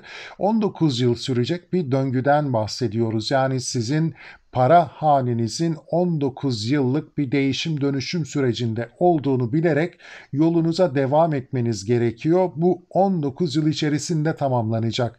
Plüton ve Güneş'in 2-8 ev aksını her yıl tetikleyeceğini düşünebilirsiniz, hesaba katabilirsiniz ve yolunuza bu şekilde de devam edebilirsiniz. Şimdi 8. evi Plüto değiştiriyor, dönüştürüyor dedik. 8. ev hem kendi kişisel gelişim ve dönüşümünüzle bağlantılı olabilir. Özellikle hayata yeniden sıfırdan başlamanız gerekiyorsa, bunu geçmiş yıl içerisinde başlatmışsanız bununla ilgili bir adım öteye gitmeniz gerektiğini size hatırlatacak diyebiliriz bu yeni ay. Diğer taraftan da alacak verecek, nafaka, kredi, miraslar, pasif gelirler, eşinizin gelirleri, ortak gelirler, başkalarının paralarıyla ilgili konularda da bir değişim dönüşüm süreci başlamış olabilir. Belki hayatınızı bugüne kadar hep dıştan gelen maddi destekler, aldığınız borçlar, kredilerle çevirebilmişseniz, bunun artık değişip dönüşmesi gerekliliğini fark edip nasıl bir değişim dönüşüm gerçekleştirmeniz gerekliliğini size hatırlatacak bir yeni aydan da bahsedebiliriz. Aslında bu alan belki üzerinizde biraz baskı da oluşturabilir, zorlayıcı bir etki de getiriyor olabilir hayatınıza, ama değiştirip dönüştürmeniz şart. Yani Güneş ve Plüton'un her sene bu açıyı tekrar edeceğini de düşünürsek, hesaba katarsak, adım atmamız gerekiyor. Evet, 2024'te belki hafiften bir girişim yaptık ama bu yeni ay bize bir taraftan da diyecek ki evet, başlattınız da neyi ne kadar değiştirip dönüştürebildiniz bugüne kadar? Bir dönün bakın bakalım, bu işi ciddiye alıyor musunuz? Derinlemesine ele almanız gerekiyor. Ne kadar ciddiye alıyorsunuz? Hayatınızın bu alanını değiştirip dönüştürme konusunu, bunu da size hatırlatabilir. Şimdi destekleyici dedik çünkü Neptün ve Satürn'den de üçgen bir açı alan yeni ayımız söz konusu. Neptün ve Satürn'e baktığımız zaman bunlar da zaten kariyer evinizde konumlanmış durumdalar. Kariyer alanınızda da yeni bir girişim dönüşüm başlatmışsanız zaten buradan dolaylı olarak da kazançlarınız da etki alacak. Yani kazançlarınızı da etkileyecek bir süreçten bahsediyoruz. Kariyerinizi de etkileyecek bir süreçten bahsediyoruz. Yeniden bir başlangıç da yapmışsak zaten Plüton da bizi yine burada Neptün'e yaptığı 60'lık açıyla destekliyor. Şöyle bir detay açığa çıkacaktır burada. Hatta bizler özellikle Koç burcuna geçen Satürn ve Neptün'le birlikte yeni bir başlangıç yapmışsak ya da Satürn balık döneminde hatta bizler yeni bir girişim başlatmışsak ve bu dönemde de meyvelerini almaya başlamışsak, vizyonumuzu daha da netleştirebileceğimiz, kariyerle ilgili konularda daha da parlayabileceğimiz bir döneme işaret ediyor bu yeni ay. Güneş ve Neptün'ün bu üçgen açısı bizi oldukça öne çıkarabilir. Yaratıcılığımız artabilir, bilinirliğimiz artabilir, ünümüze, statümüze katkı yapacak bir enerji de bu yeni ayla birlikte açığa çıkabilir sevgili yükselen yengeç burçları. Ve dediğim gibi kariyer ve kazançlarla ilgili vizyonunuzu çok daha iyi netleştirebileceğiniz, çok daha iyi organize edip yönetebileceğiniz bir süreçte başlıyor olabilir. Plüton'dan Neptün'e burada destek verdiğinden dolayı işte o derinlemesine ele alma konusu, vizyonunuzu çok daha iyi belirleme konusu burada açığa da çıkabilir. Plüton baktığımız zaman sizin zaten 5. evinizi yönetiyor. Neptün de 9. evinizin yönetici gezegeni.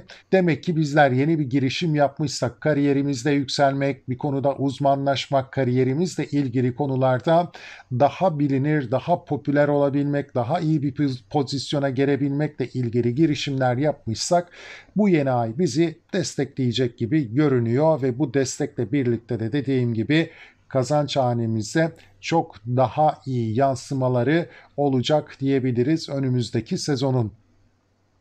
Şimdi baktığımızda bu yeni ayın ilk bir zorlayıcı açısı da söz konusu Venüs ve Mars arasında.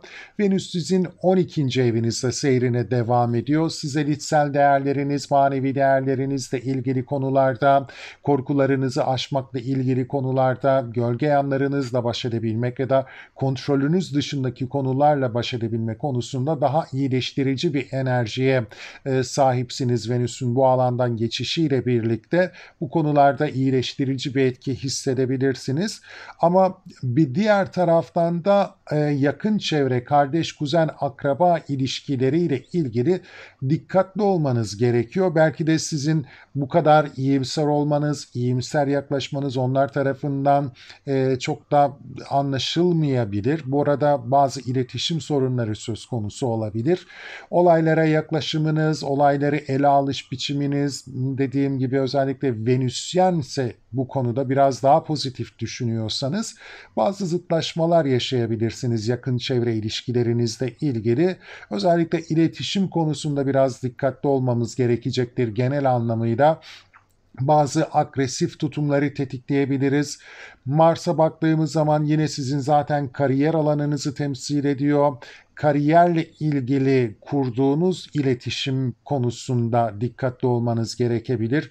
Belki çalışma arkadaşlarınız, üstlerinizle olan ilişkilerinize biraz daha özenli yaklaşmanız gerekebilir. Belki iyilikle sizler bazı şeyleri ifade etmeye çalışıyor olabilirsiniz ama karşı taraf bunu yanlış anlayabilir ve o iletişim bağlarını sizinle koparabilir. Bu da sizin zararınıza olabilir sevgili yükselen yengeç burçları. Genel olarak bu yeni ay haritasının temaları bu şekilde.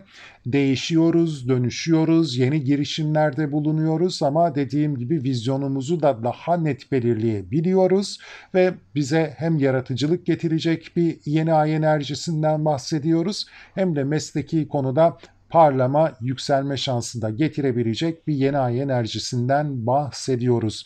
Mutlu, huzurlu, sağlıklı bir hafta geçirmeniz dileğiyle. Sevgili yükselen aslanlar ve aslan burçları, sizin burcunuzun ikinci derecesinde 24 Temmuz'da, Türkiye saatiyle 22.10'da bir yeni ay deneyimliyoruz. Sizin birinci evinize işaret edecek, dolayısıyla bu yeni ay bence önemli bir yeni ay. Bizi destekleyecek, özellikle yeni adımlar atmak adına, yapıcı adımlar atmak adına, vizyonumuzu belirleyerek belki de eksiklerimizi de tamamlama şansı verecek önemli bir yeni ay. Uzunca bir süredir bu kadar destekleyici ve gerçekten de yeni bir başlangıç yapmamıza teşvik edecek bir yeni ay haritasıyla karşılaşmadık. Yeni aylar dolunaylardan çok daha zorlayıcı haritalarla önümüze geldi. Ancak bu yeni ay haritası bence destekleyici. Şimdi bilenleriniz diyecektir ki Plüton'la karşıt, hani ne kadar destekleyici olabilir?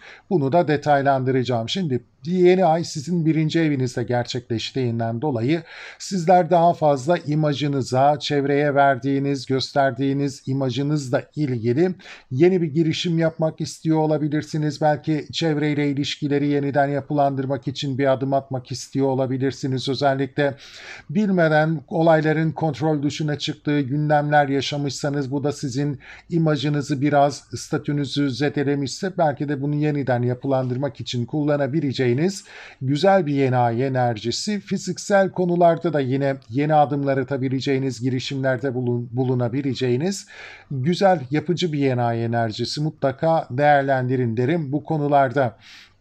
Plüton'la karşıtlığına gelelim isterseniz hemen. Şimdi Plüton baktığımızda neyi temsil ediyor? Özel hayatınızı temsil ediyor. Peki nerede? 7. evinizde, yani yine ilişkiler, evlilik, özel alan hayatınızla ilgili konulara dikkat çekiyor. Demek ki bizler özel hayatımızla ilgili bazı gerçekleri öğrenebiliriz bu yeni ayla birlikte ama bence bunun ötesinde sizler yeni bir adım atmışsanız, özel hayatınızla ilgili değiştirici, dönüştürücü bir sürece girdiniz zaten hali hazırda Plüton'la birlikte. Bu alanlarda evliliğinizde, özel hayatınızla, ilişkinizle ilgili yeni bir süreç başlatmışsanız, burada o konuyu ne kadar derinlemesine ele aldınız, bu konunun üzerinizde yarattığı stresi, yükü ne kadar kaldırabileceksiniz? Bunu size hatırlatabilir aslında bu yeni ay, ki bu hatırlatma da sizi bir noktada uyandıracaktır.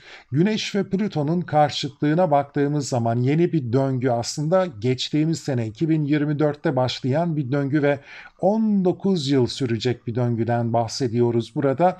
Bu detayı gözden kaçırmamak gerekiyor. Çünkü 200 yıl öncesinde yaşanan bir döngüden bahsediyoruz ve günümüzde şu anda tekrar ediyor. 2024'te başladı bu yeni ayla birlikte ikinci adımını atıyoruz. Geçtiğimiz sene başlattığımız girişimlerin ve bu dönüşüm sürecinin. O yüzden de yeni ay bize aslında biraz da ışık tutuyor. Plüton'un retro olduğunu da dikkate alırsak biraz bir içe dönmemiz gerekiyor. Yani bir yuva kurmanın, aile kurmanın, ilişkide olmanın sorumluluğunu ne kadar kaldırabileceğiz? Bu alandaki yeni bir başlangıcı ya da dönüşümü veya ilişkiye, evliliğe sıfırdan başlamanın yükünü, sorumluluğunu ne kadar kaldırılabileceğizi size hatırlatabilir. Burada dediğim gibi konuyu ne kadar ciddi derinlemesine ele alıyorsunuz, bir dönüp bakmanız gerekiyor. Ve geçen seneden bugüne kadar nereye geldiniz, ne kadar ilerlediniz? Bunu da bir size hatırlatacak. Bu yönde bence oldukça yapıcı bir enerji, mutlaka değerlendirin derim. Evet, stres yaratabilir. Belki de bazı bilmediğiniz konular gün yüzüne çıkabilir. Bunlar sizinle de bağlantılı olabilir. Sizin gölge yanlarınızın ortaya çıkması gibi de değerlendirilebilir. Ama yapıcı olarak ele almanız ve yeni ayla birlikte işte bunları törpülemek, yeniden ele almak için gayet doğru bir zamanda olacağınızı söyleyebiliriz. Bu yeni ay destekleniyor dedik. Peki neden destekleniyor? Neptün tarafından, Satürn tarafından destekleniyor ama özellikle de Neptün tarafından destekleniyor. Sizler 9. ev konularınızda Satürn ve Neptün enerjisini deneyimliyorsunuz. Bu alanda belki çok daha disiplinli çalışıyorsunuz. Kendinize yeni bir vizyon belirlemiş ve yeni başlangıçlar yapmış olabilirsiniz. Hatta bu başlangıcı Satürn'ün balık sürecinden başlatmış olabilirsiniz. Satürn ve Neptün de aslında burada retrolar. Ve bu süreçte yeni ayda da bir etkileşim, destekleyici bir etkileşim içerisindeler. Neptün ve Güneş'in açısı oldukça destekleyici. 9. ev konularında sizi öne çıkaracak bir etki olarak değerlendirilebilir. Peki 9. ev nedir? 9. ev daha fazla mesleki konularda uzmanlaşma olarak değerlendirilebilir. Kendimizi geliştirme olarak, yükselme olarak değerlendirilebilir mesleğinizde. Sosyal çevreyle ilgili, sosyal medya ile ilgili konulara da işaret edecektir. Yani sosyal medya üzerindeki girişimlerinizde de yine başarı ihtimalinizi tetikleyecek, yükseltecek bir enerji olarak da değerlendirilebilir. Güneş ve Neptün'ün bu üçgen açısı, belki de sosyal medyada daha bilinir olabilirsiniz, daha dikkat çekici olabilirsiniz. Çok daha yaratıcı projelerle dikkatleri üzerinize çekebilirsiniz sevgili yükselen aslan burçları. O yüzden bu alanlara yönelmeniz de sizin için çok daha yararlı olacaktır. Yine yurt dışıyla bağlantılı konular, turizmle bağlantılı konular, mesleki eğitimlerle ilgili konularda da başarı vaat eden bir destekleyici enerji söz konusu. Demek ki kendinizle ilgili bir yeni başlangıç planınız varsa mutlaka bu süreçte, bu yeni ay sürecinde adım atmanız size fayda getirecek gibi duruyor. Diğer taraftan Neptün'ün Plüton'la da bir destekleyici açısı söz konusu. Rakiplerinize karşı sizi öne geçirebilecek bir enerji de yine burada açığa çıkabilir. Yine vizyonunuzu belirlemenizde, bu konuları çok daha derinlemesine, köklü bir şekilde ele almanıza, neyi değiştirip dönüştürmeniz gerekiyor kendinize bir vizyon belirlerken de bu konuda da uyanıklık sağlayacak bir destekleyici enerji. Bu yeni ayı o yüzden mutlaka değerlendirin diyorum en başından itibaren. Plüton'la karşıtlığına takılmadan onu da yapıcı bir şekilde ele alarak mutlaka harekete geçin derim. Bu yeni ay haritasının zorlayıcı bir açısı da ne yazık ki mevcut. O da Mars ve Venüs arasında gerçekleşiyor. Venüs sizin 11. evinizde seyrine devam ediyor. Bu özellikle belki de sosyal çevre ilişkileri, sosyal alanda daha görünür olma, gelecek hedef ve hayalleriniz, kariyer kazançlarınızla ilgili konularda sizin hayatınızı daha da kolaylaştırıcı bir etki sağlıyor olabilir. Sosyal çevrelerde daha kabul görüyor olabilirsiniz. İlişkilerinizi geliştirme noktasında size güzel bir etki getiriyor olabilir Venüs, ama Mars da bu karşıtlığı Özellikle gelecek hedef ve hayallerinizle ilgili ya da işte bu sosyalleşmenin size getirdiği maddi boyuta dikkat çekiyor olabilir. Evet, sosyal olmanız gerekiyor olabilir. Toplum önünde daha bilinir olmanız gerekiyor olabilir. Diğer taraftan gelecek hedef ve hayallerinizle ilgili adımlar atmanız gerekiyor olabilir ama bunun bütçeniz üzerinde yarattığı stresler de olabilir. İşte sosyalleşmeniz gerekiyor, yemeğe gitmeniz gerekiyor olabilir. Bunun da bütçenize bir olumsuz yansıması olabilir. Kariyerinizle ilgili gelecek hedeflerinize yatırımlar yapmanız gerekiyor olabilir. Bunun da yine bütçenize, harcamalarınıza olumsuz etkileri olabilir. Bu konularla da biraz yüzleşmeniz gerekebilir sevgili yükselen aslan burçları. Genel olarak bu yeni ay haritasının etkileri bu şekilde. Mutlu, huzurlu, sağlıklı bir hafta geçirmeniz dileğiyle. Sevgili yükselen Başaklar ve Başak Burçları 24 Temmuz'da Aslan Burcu'nun ikinci derecesinde Türkiye saatiyle 22.10'da bir yeni ay deneyimleyeceğiz. Bu yeni ayın enerjisini mutlaka kullanın derim. Çünkü uzunca bir süredir bu kadar destekleyici, bizi harekete geçirecek, pozitif yönde harekete geçirecek bir yeni ay haritasıyla karşılaşmadık. Dolunay haritalarından çok daha zorlu yeni ay haritaları hep gündemimize geldi ki bizler sizlere yeni ayla birlikte yeni girişimler yapmanızı tavsiye ederiz ama bunu destekleyen haritalar çok çıkmadı önümüze ama Aslan Burcu'ndaki bu yeni ay bence oldukça destekleyici, mutlaka değerlendirin derim. Baktığımız zaman bu yeni ay sizin 12. evinizde gerçekleşecek. Demek ki sizler için biraz inzivaya çekilme zamanı olarak değerlendirilebilir. Buna ihtiyacınız olabilir. Buna bir zaman yaratmanız da gerekebilir ya da yeni ayla birlikte gündeminize gelecek olaylar ve durumlar size diyecek ki biraz bir nefes alın, bir dinlenin, bir kendinize vakit ayırın diyebilir. Bir taraftan da tabii ki iç dünyanıza yönlendirebilir sizi. İç dünyanızdaki korkuları, endişeleri, bu alanı biraz daha iyi organize etme, yönetmeniz için de size fırsat verecektir. Bazı pratiklere başlayabilirsiniz. Sizi rahatlatacak, iç huzurunuzu yerine getirecek, o dengeyi sağlayacak pratiklere yönelmeniz de bu dönemde sizin için oldukça mümkün olacak gibi duruyor sevgili yükselen Başak Burçları, mutlaka değerlendirin. Zaten Güneş olması gereken yerde Aslan Burcu'nda, Ay'da geleceğinize yönelik alanı yönetiyor. Gelecek kaygıları, kariyerinizle ilgili belki gelecek problemleri söz konusuysa bunları yatıştırmak için, biraz iç dünyanızda hafifletmek için o korku ve endişeyi, yeni ay enerjisini mutlaka kullanın ve yeni adımlar atın derim.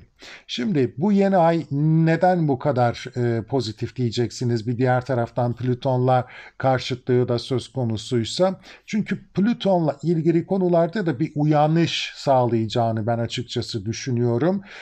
Şimdi tabii ki yeni ayla Plüton'un bu karşıtlığı bazı bilinmeyenlerin açığa çıkması gibi değerlendirilebilir ama bu bilinmeyenlerin açığa çıkmasını kişisel anlamda da değerlendirmemiz gerekecektir. Şu açıdan bakmanız gerekebilir, aslında bu yönde daha doğru çalışabilir. Sizler kariyer alanınızı, çalışma alanınızı değiştirip dönüştürmeye başladığınız bir sürece giriş yaptınız ve bu geçtiğimiz sene başlamış aslında. Çünkü burada dikkat etmemiz gereken, gözden kaçırmamamız gereken de bir detay var. Plüton ve Güneş'in bir döngü başlattığı ve 200 yıl öncesinde bu döngüyü tekrar gözlemleyebiliyoruz. O yüzden oldukça önemli. Sizler 6-12 ev aksında bu döngüyü deneyimleyeceksiniz ve 19 yıl sürecek bir döngüden bahsediyoruz. Yani sizler geçtiğimiz yıl özellikle gündelik rutininiz, çalışma hayatınız, sağlığınızla ilgili yeni bir girişim yapmışsanız bu döngü 19 yıl süresinde tamamlanacak ve her yıl belli dönemlerde, özellikle yaz aylarında Güneş ve Plüton birbirini karşıt açıyla görecekler ve size bir hatırlatma yapacaklar. Yani siz bir şey başlatmıştınız, ne noktadasınız, nasıl devam ediyorsunuz, ne kadar başarılı bir değişim dönüşüm sürecindesiniz, bunu size hatırlatacaklar. Tabii ki bu haritada Plüton'un retro olması size size biraz bir geriye dönün, bir bakın ne kadar başarılı adımlar attınız bugüne kadar bir yıllık süreçte, değişim dönüşümü ne kadar içselleştirebildiniz, ne kadar derinlemesine ele alabildiniz. Bunu size hatırlatacak ama Plüton'un retro olmadığı dönemlerde Güneş ve Plüton'un karşıtlığı size aslında o değişim dönüşüm sürecine katkı yapmanız, harekete geçmeniz için sizi daha da destekleyecek, biraz da zorlayacak diyebiliriz. Evet, Plüton'un bulunduğu alanda bizler biraz üzerimizde ağır bir yük de hissedebiliriz ama hayata yeniden başlamamız gereken alan da bu. Yani sağlıkla ilgili konular, bir diğer taraftan çalışma hayatımızla ilgili konular, gündelik sorumluluklarımızla ilgili konularda yeni bir başlangıç, yeni bir yapılanma gerçekleştirmemiz gerekiyor. Ve Güneş ve Plüton'un dediğim gibi bu 19 yıllık süreci de size bu hatırlatmayı istikrarlı bir şekilde yapacak. O yüzden şu anda bir bakın, bir değerlendirin. Bu konuyu ne kadar derinlemesine ele alıyorsunuz? Bu değişim dönüşüm ne gibi bir stres oluşturabilir üzerinizde? Bunlarla yüzleşmeniz gerekiyor. O yüzden bence yapıcı bir şekilde ele almanız gerekiyor. Hatta işte o bilinmeyenlerin gün yüzüne çıkması noktasını da bugüne kadar attığınız adımlarda bilmedikleriniz neler, belki de gözden kaçırdığınız detaylar var. Bunlarla da yüzleşmeniz gerekebilir. O yüzden yapıcı değerlendirmek, yapıcı ele almak oldukça önemli. Bu yeni ayın destekleyici olmasının bir diğer sebebi ise Neptünle bir üçgen açısının olması. Satürn'le de bir derecelik bir farkla bir üçgen açısı söz konusu. Demek ki bizler 8. ev konularına da yine yöneldiğimizde, yine sizler aslında bu alanda da bir değişim, bir dönüşüm başlatmışsanız, hayata yeniden start verdiğiniz noktalar olmuşsa, bunları ne kadar yapılandırdınız, vizyonunuzu ne kadar netleştirebildiniz, İşte bu yeni ayla birlikte oldukça destekleyici bir açı alacaksınız. O vizyonu netleştirebilmek konusunda çok destekli bir açıya sahip Güneş ve Neptün. Yine baktığımız zaman Satürn Neptün'ün Koç'a geçtiği süreçte yeni bir girişim başlatmışsanız, bu belki pasif gelir elde etmekle alakalı olabilir, alacak verecek nafaka, kredilerle ilgili süreçler de olabilir. Bu konularda da neredeyiz, vizyonumuzu nasıl belirledik, nasıl girişimlerde bulunduk, nasıl çalışıyoruz, nasıl yapılandırıyoruz bu konuları, bununla ilgili de size oldukça destekleyici bir enerji sağlayacak aslında Güneş ve Neptün arasındaki, Satürn ve Güneş arasındaki bu üçgen açı oldukça olumlu, sizi öne geçirecek bazı etkiler de ortaya çıkabilir ama bunu sanki siz biraz kendi başınıza kalarak, bazı şeyleri netleştirerek kendi içinizde yolunuza devam etmeniz gerekecek şeklinde de düşünebiliriz. Hem 8 zaten biraz iç dünyamızda korkularımızı aşma, kendimizi yeniden yapılandırmaya işaret ediyor. Güneş'le baktığımızda ayla birlikte 12. evde, demek ki biraz biz kendi başımıza kalırsak, bir kendi iç sesimize kulak verebilirsek, bu yönde yeni bir girişim yaparsak yeni ay enerjisini oldukça pozitif olarak değerlendirilebileceğiz. Yine işte bu alacak verecek, nafaka, kredi gibi konularda da işler biraz kontrolden çıkıyorsa, bunu da çok daha doğru bir şekilde yönetebileceğimiz bir enerji olarak değerlendirebiliriz. Kaldı ki Plüton da Neptün'le bir 60'lık açı gerçekleştiriyor. Demek ki bu alandaki sorumluluklarımızı, değişim dönüşüm gerektiren konulardaki sorumluluklarımızı, vizyonumuzu netleştirme konusunda bize destek sunacak. Yani bir şeyleri değiştirip dönüştürmek için yola çıkıyorsak, Plüton, Neptün, Satürn ve yeni ay bizi destekliyor. Önümüzü görmemizi sağlıyor. Belki bazı konularda da bir adım öne geçmemizi sağlayacaklar da diyebiliriz ama bu yeni ayla birlikte tüm bu konularda da bizim bir adım atmamız gerekiyor ve dediğim gibi o Güneş ve Plüton karşıtlığı enerjisini de, o döngüyü de unutmadan hareket etmemiz gerekecek. Plüton bildiğiniz üzere zaten uzunca bir süre bulunduğu burçta yoluna devam ediyor. Sizler bu alanı ne kadar başarılı bir şekilde dönüştürüyorsunuz, nasıl kontrol ediyorsunuz? Her yıl size bu açı hatırlatacak. Unutmadan yolunuza devam etmeniz gerekliliğinin altını çizecek. Bu yeni ay haritasının zorlayıcı bir açısıysa Venüs ve Mars arasında gerçekleşiyor. Özellikle kariyerinizle ilgili konularda, üstlerinizle ilişkileriniz konusunda biraz dikkatli olmanız gerekebilir. Kariyerle ilgili konularda sizler belki bazı konuları iyilik olsun diye dile getirmek istiyor olabilirsiniz. Karşı taraf bunu yanlış anlayabilir ya da patronlarınız, üstleriniz size çok daha aslında iyi bir noktada yaklaşmaya çalışırken siz bunu biraz da kişisel algılayabilir ve agresif bir tepki de ortaya koyabilirsiniz. Üstlerle ilişkiler, kariyerdeki kişilerle ilişkiler noktasında biraz dikkatli olmamız gerekebilir. Gergin bir enerji söz konusu olacak. Yeni ayın genel enerjileri, etkileri bu şekilde hayatımıza yansıyabilir. Mutlu, huzurlu, sağlıklı bir hafta geçirmeniz dileğiyle. Sevgili yükselen teraziler ve terazi burçları 24 Temmuz'da Aslan Burcu'nun ikinci derecesinde Türkiye saatiyle 22.10'da bir yeni ay deneyimliyoruz. Önemli ve bence kullanılması gereken bir yeni ay süreci. Uzunca bir süredir yeni ay haritaları bizi daha fazla zorlayan açılara sahiptiler ama bu yeni ay destekliyor. Yeni adımlar atmamız için, vizyonumuzu belirlememiz için ve belki de bazı konularda öne geçmemiz için bizi destekleyen bir yeni ay haritası. Mutlaka değerlendirin derim. Tabii ki sizin burcunuz açınızdan baktığımızda 11. eve işaret ediyor bu yeni ay.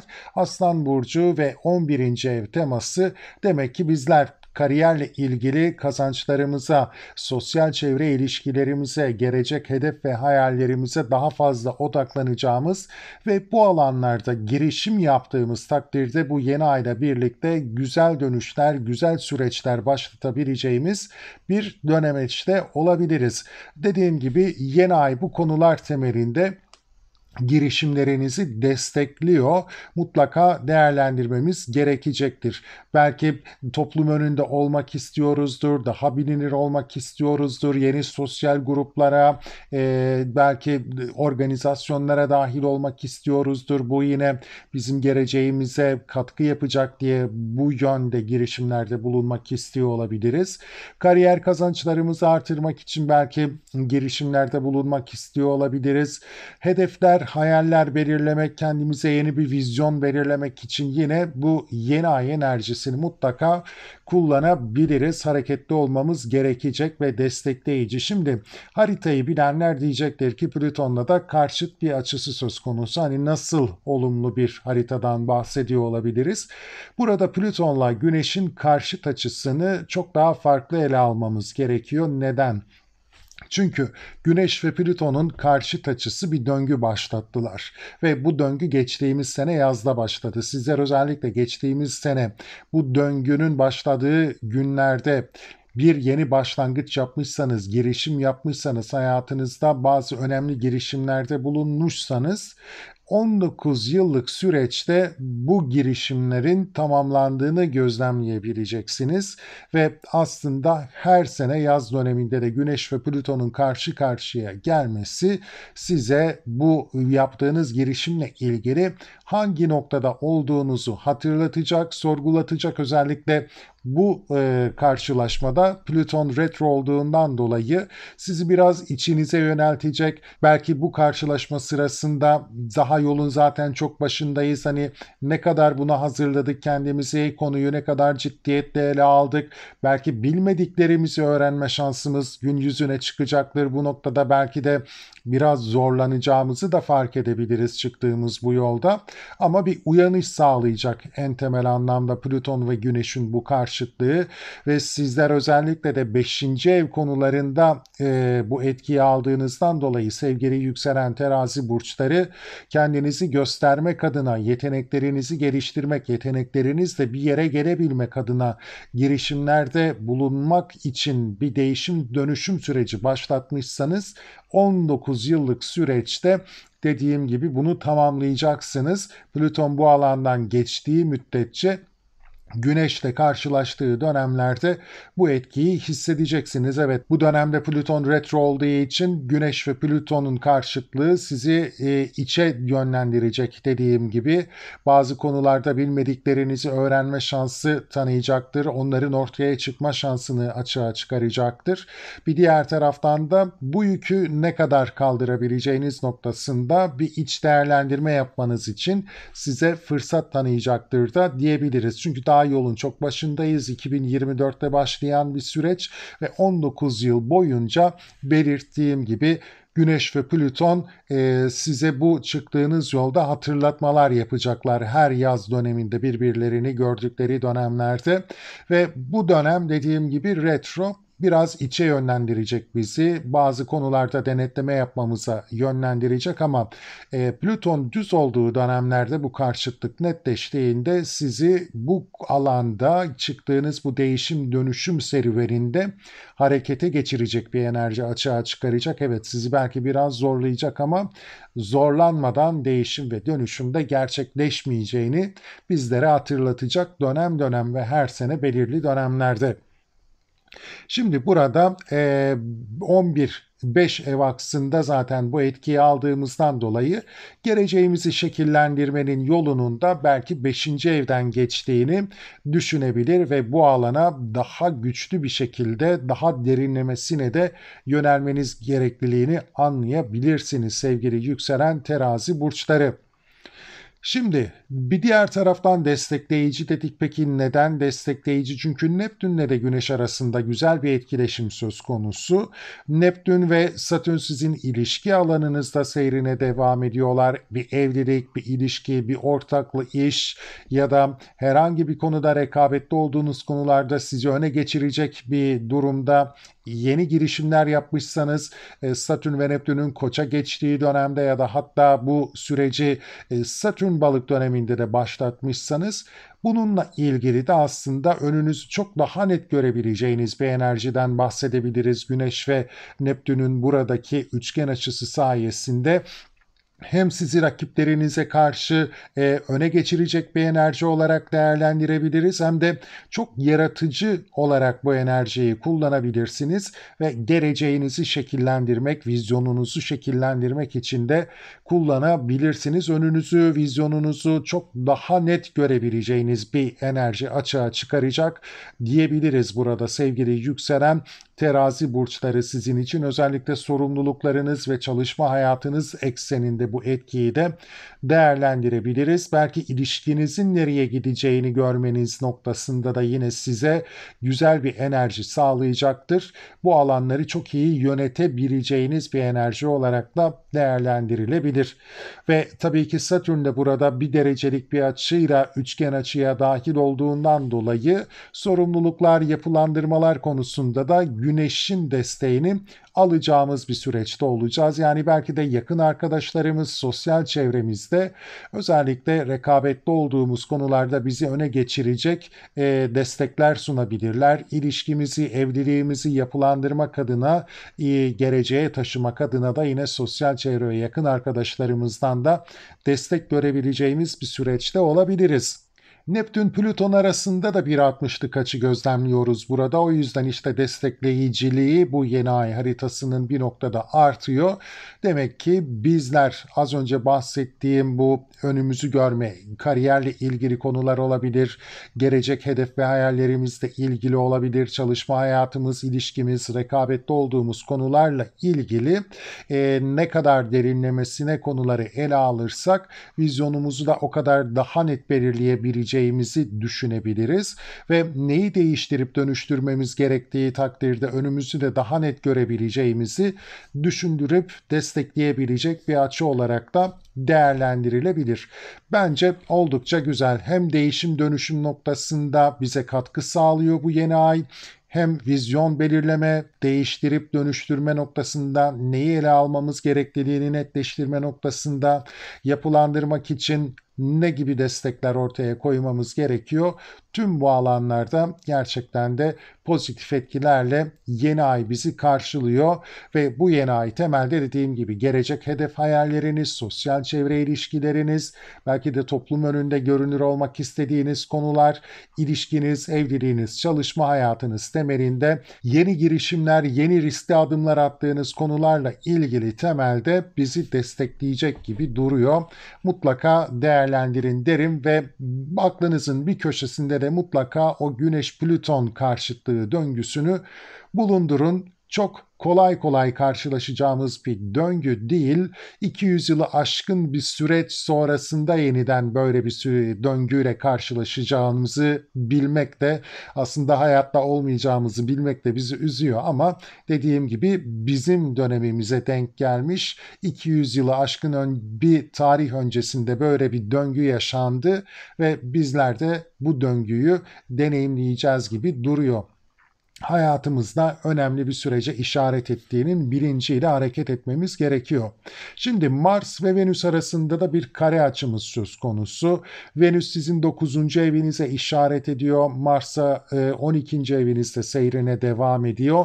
İç dünyanızda huzursuzluk yaratacak bazı gelişmeler de söz konusu olabilir. Özellikle yabancılarla ilgili konular, kendinizi geliştirmek, meslekte yükselmekle ilgili konular biraz iç dünyanızda bir çatışma yaratabilir. Bu alandaki gelişmeler sizi biraz yorabilir.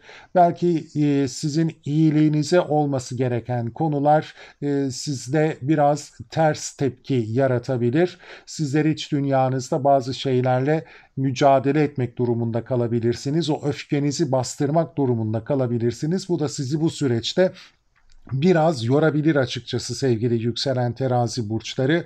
Mars ve Güney Ay düğümünün de yakın derecelerde ilerlemesi iç dünyanızda aslında bazı şeylerden vazgeçme enerjisini de tetiklemiş olabilir.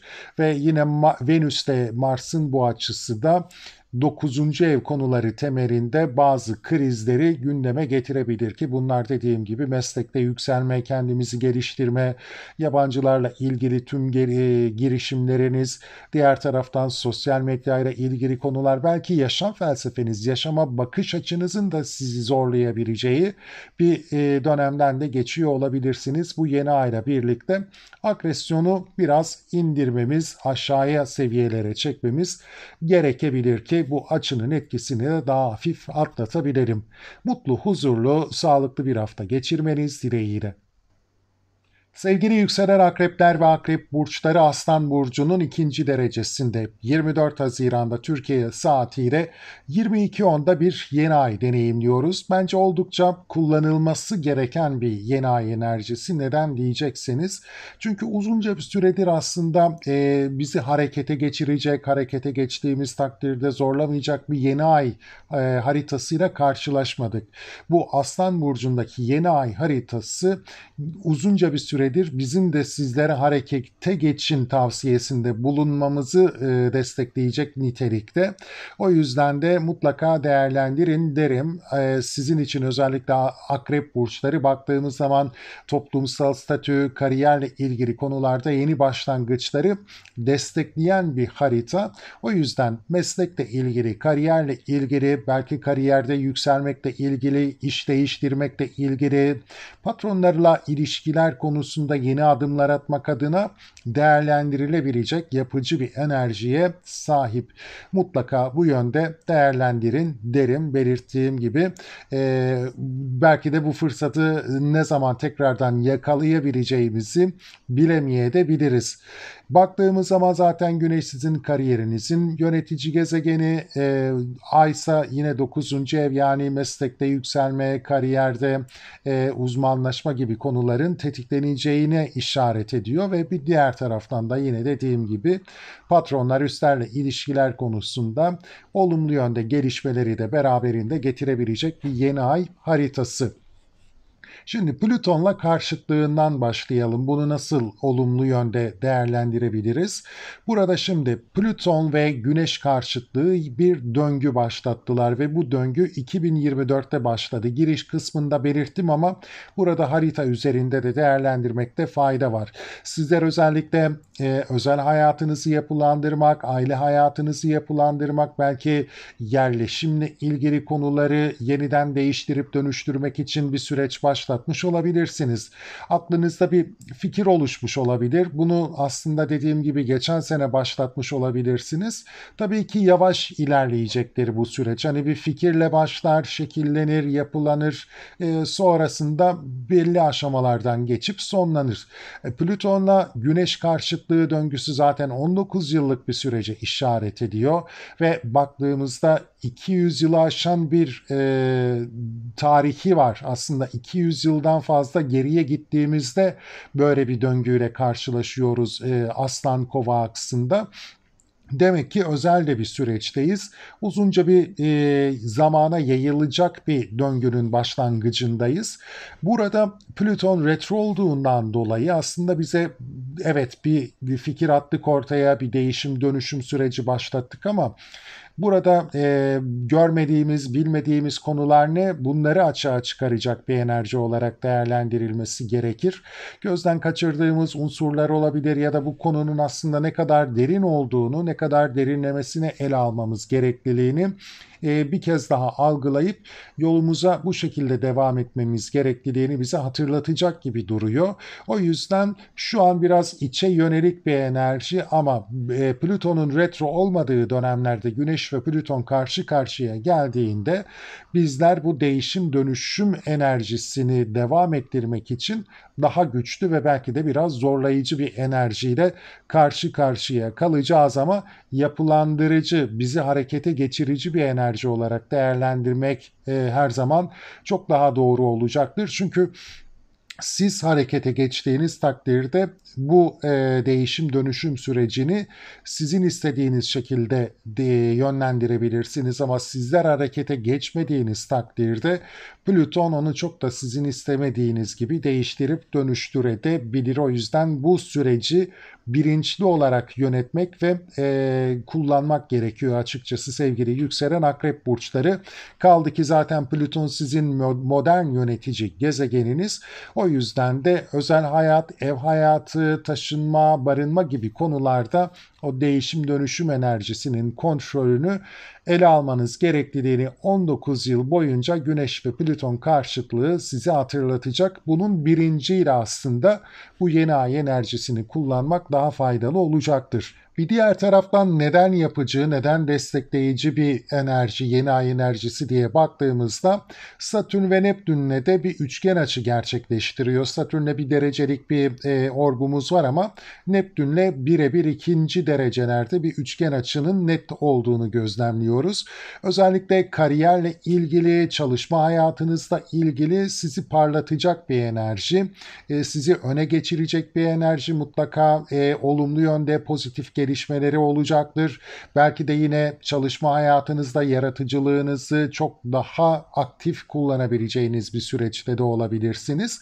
Yine kariyerle ilgili konularda, çalışma hayatınızla ilgili konularda yeni süreçler başlatmışsanız, özellikle Satürn-Neptün Koç sürecinin başlangıcında bu konularda da yine oldukça güzel, yapılandırıcı, sizi öne geçirecek, vizyonunuzu çok daha net belirleyebileceğiniz bir yeni ay süreci, yeni ay enerjisinden de bahsedebiliriz. Güneş ve Neptün'ün üçgen açısı sizi çalışma hayatınızla ilgili, kariyer hayatınızla ilgili, üstlerinizle ilişki kurma konusunda oldukça destekleyecek, öne geçirecek diyebiliriz. Bir diğer taraftan Neptün ve Plüton'un da bir 60'lık açısı söz konusu. Demek ki hayatımızla ilgili, özel hayatımız, çalışma hayatımız eksenindeki sorumluluklarımızla ilgili de değişim dönüşüm enerjisi daha da bir aktif olacak. Neptün ve Plüton'un bu destekleyici açısı aslında sorumluluklarımız noktasında da neyi değiştirmemiz, neyi dönüştürmemiz gerektiği konusuyla ilgili bize bir vizyon belirleyecek. Bu konuda bize işimizi kolaylaştıracak da diyebiliriz. Yani bizler evet 6. evde Satürn ve Neptün sürecini deneyimleyeceğiz. 6. evimiz sorumluluklarımızla da bağlantılıdır. Bir taraftan da özel hayatımızda da bir şeyleri değiştirmek istiyoruz. Bunların sorumluluklarıyla ilgili de daha net bir vizyon belirlemek, önümüzü daha net görebilme noktasında da Plüton ve Neptün'ün açısı bizi destekleyecek uzunca bir süre ve bu yeni ay enerjisine de zaten bu yönde katkı yapıyorlar. Yani çalışma hayatımızla ilgili, özel hayatımızla ilgili, toplumsal statümüzle ilgili yeni adımlar atacaksak, değiştirici, dönüştürücü adımlar atacaksak önümüze net bir vizyon çizmemiz noktasında bunu yapılandırma ve bilmediklerimizi öğrenme, konuyu daha derinlemesine ele alma noktasında işimizi kolaylaştıracaklar. Olaylar çok daha akışında gerçekleşecek de diyebiliriz. Bu yeni ay haritasında bir zorlayıcı açımız var ve Venüs-Mars karesine dikkat çekiyor gökyüzü. Mars özellikle geleceğe yönelik beklentileriniz, sosyal çevre ilişkileriniz noktasında biraz zorlayıcı bir enerjiye maruz kalıyor. Venüs özellikle 8. evde bulunduğundan dolayı belki de kriz niteliğinde bazı gelişmeler gündeme gelebilir. Bu evliliğinizle ilgili olabilir, ilişkilerinizle bağlantılı olabilir. Bir diğer taraftan da belki de işte o geleceğe yönelik maddi yatırımlarınız ekseninde zorlayıcı bazı gelişmeler de gündemde olabilir. Özellikle alacak verecek nafaka pasif gelirlerle özellikle geleceğe yönelik bazı şeyleri şekillendiriyor, yapılandırıyorsanız burada bazı zorlanmalar gündeme gelebilir. Belki de hayallerinizden vazgeçmenizi bile sağlayacak bir zorlayıcı açı gündeme gelebilir. Yine yakın arkadaş, sosyal çevre ilişkilerinde de kırılma noktaları deneyimleme ihtimaliniz söz konusu olabilir. Yeni ayın enerjileri temel anlamda bu şekilde mutlu, huzurlu, sağlıklı bir hafta geçirmeniz dileğiyle. Sevgili yükselen yaylar ve yay burçları 24 Temmuz'da Aslan Burcu'nun 2. derecesinde Türkiye saatiyle 22.10'da bir yeni ay deneyimliyoruz. Bence oldukça kullanılması gereken bir yeni ay süreci yeni başlangıçlar yapmak için değerlendirilebilir. Çünkü uzunca bir süredir bizler yeni ay haritalarında zorlayıcı açılara maruz kaldık. Bizi çok da yeni bir başlangıç yapmaya teşvik eden haritalar değildi. Riskli haritalarda ama bu yeni ay haritası bence oldukça pozitif duruyor, destekleyici duruyor. Şimdi bilenleriniz tabii ki diyecekler Plüton'la bir karşıt açısı söz konusu hani ne kadar destekleyici olabilir. Buraya da nasıl yapıcı bakabileceğimizle ilgili bir durum aslında ve burada gözden kaçırılmaması gereken bir nokta da var ki Plüton'la Güneş'in karşıt açısının bir döngüde olması ve bu döngünün de geçmiş yıl içerisinde başlamış olması. Detaylandıracağım hepsini. Şimdi bakalım öncelikle bu yeni ay sizin hangi yaşam alanınızda gerçekleşiyor? Sevgili yükselen yaylar bu yeni ay sizin 9. evinize işaret ediyor. Yani meslekte yükselme, kendinizi geliştirme, meslekte uzmanlaşma, belki eğitim alma, kendinizle de ilgili konularda, kendi özel konularınızla da eğitim almakla ilgili olabilir. Kendinize yatırım yapmakla da bağlantılı olabilir. Yaşam felsefeniz, inançlarınız, özellikle öğrencilerin üniversite hayatıyla ilgili konulara işaret edecektir bu yeni ay. Güzel bir başlangıç yapmanızı sağlayacak destekleyici açıları oldukça önemli ve bir diğer taraftan da sosyal medya üzerinde girişimleriniz varsa bu konularda da size oldukça destekleyecektir yeni atılımlar yapmak adına. Öte yandan yine baktığımızda meslekte daha bilinir olma, daha geniş kitlelere hitap edebilme noktasında da gerçekten çok destekleyici açıları var bu yeni ay haritasının. O yüzden tüm bu konularda atılımda alanda bulunmak, girişim yapmak yeni ay haritası tarafından destekleniyor. Mutlaka değerlendirin derim sevgili yükselen yay burçları. 9. ev konuları temelinde bakıyoruz. Ayın temsiliyetleri 8. evimize yöneltiyor. Belki bazı konuları yeniden ele almak, sıfırdan başlamak gibi de düşünebiliriz. O yüzden sıfırdan yeni başlangıçlar da yine 9. ev konuları temelinde yapabiliriz. Mutlaka değerlendirin, tekrardan altını çizmek isterim. Şimdi yeni ay Plüton'la karşıt açıda dedik. Bunu nasıl ele almalıyız? Yani bu zorlayıcı bir açı. Evet, bilmediğimiz konular gün ışığına çıkabilir. 3. eve bakıyoruz, işte kardeş, kuzen, yakın akraba ilişkileri ya da iletişim, ticaret, ulaşım, eğitimle ilgili konularda bilmediklerimizin açığa çıkacağı ve bu öğrendiklerimizin bizi zorlayacağı bir enerji gibi düşünebiliriz ama aslında burada şu açıdan bakmak daha yararlı olacaktır. Güneş ve Plüton bir döngü başlattılar geçtiğimiz sene ve bizler bu döngü sırasında yeni girişimlerde bulunmuşsak, yeni atılımlar yapmışsak, zaten Plüton sizin 3. evinizi dönüştürmek üzere de yola çıkmışsa buradan yola çıkarak değerlendirmek daha faydalı olacaktır. Çünkü Plüto bu karşılaşmada retro. Demek ki bizler bir geriye dönüp bakmak durumundayız bu aşamada yeni ay enerjisinin tetiklemesiyle birlikte. Evet, Plüton 3. eve girdi. İşte iletişim, ulaşım, eğitim bu gibi temalarda bir değişim dönüşüm enerjisi başlattı. Kardeş, kuzen, yakın akraba ilişkilerimizi belki de yeniden ele almamız gerekiyor.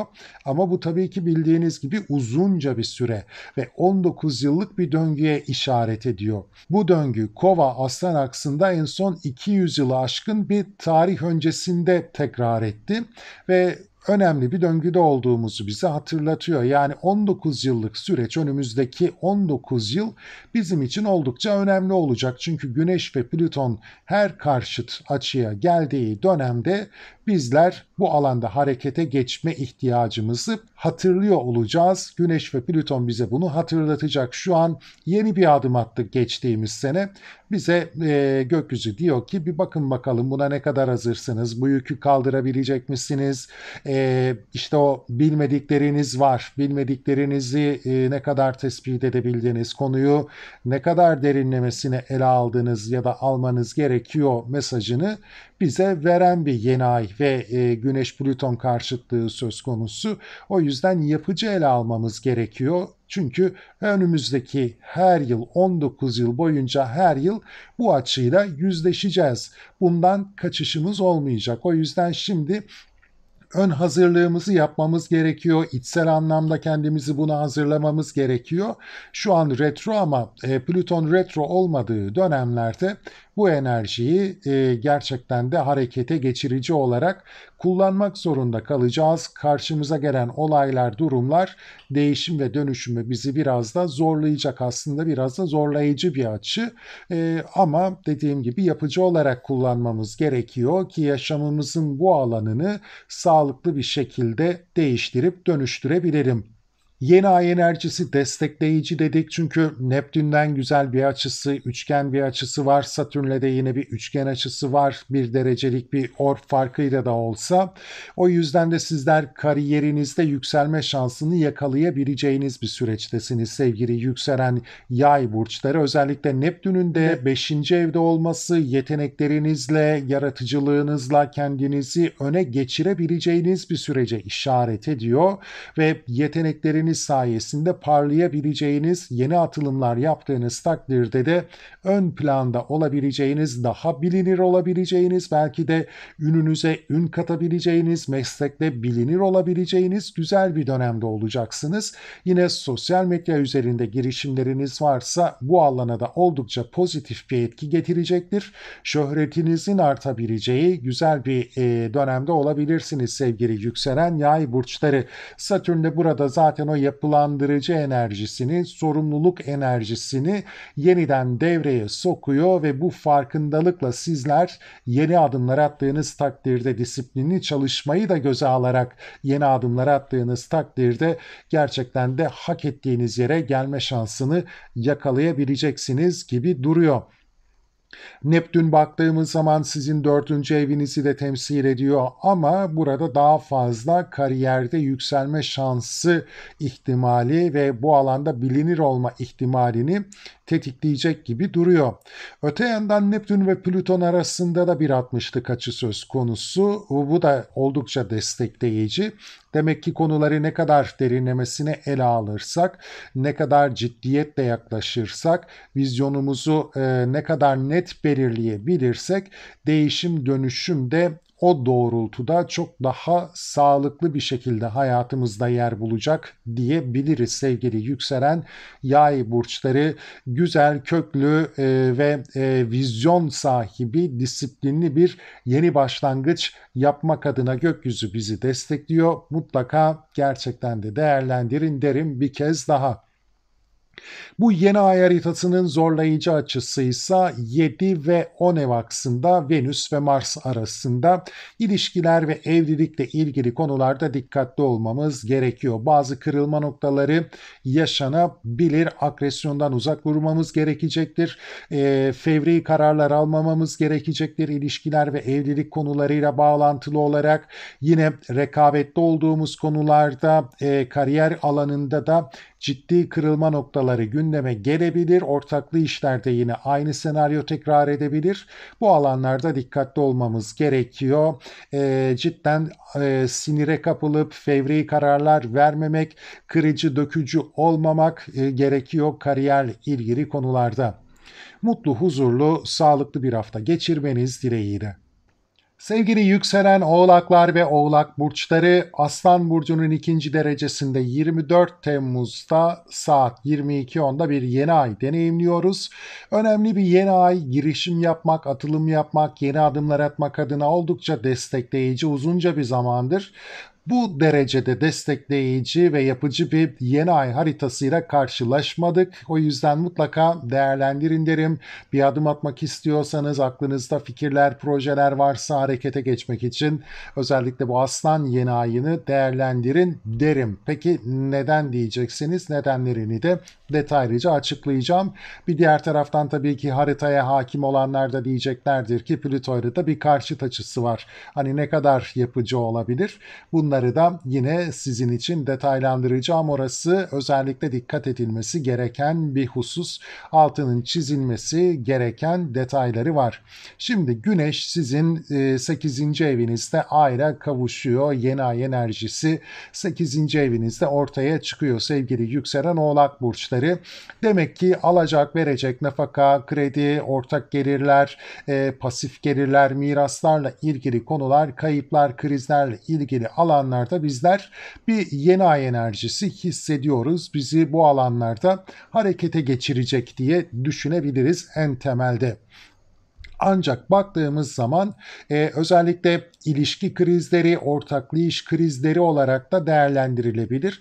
Bu alanlarda zaten işte problemler varsa çözmek için mutlaka girişim yapın. Yani Aslan Burcu zaten yönetici bir enerji, sabit bir enerji ve sizi bu alana hakim olma konusunda destekleyecek bir enerjisi. Girişim yaptığınız takdirde iyileştirici etkiler, dönüşler yapabileceğinizi söyleyebilirim çok rahatlıkla.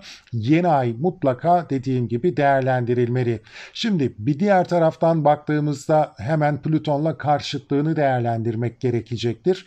Plüton ise sizin para hanenizde, yani parayla ilgili konularda değişim dönüşüm süreci. Bu değişim dönüşüm enerjisini nasıl kullanacağınız biraz da sizin elinizde. Evet, değişecek, dönüşecek ama burada ipler sizin elinizde. Çünkü geçen yıldan itibaren sizler aslında belki de farkında olmadan bir süreçte başlatmış olabilirsiniz. Yani kazanç ve harcamalarınızı nasıl yönlendireceğiniz, kazancınızı belki nasıl artırabileceğiniz, harcamalarınızı nasıl daha aza indirebileceğinizle ilgili yeni bir yaşam politikası belirlemiş olabilirsiniz kendinizle.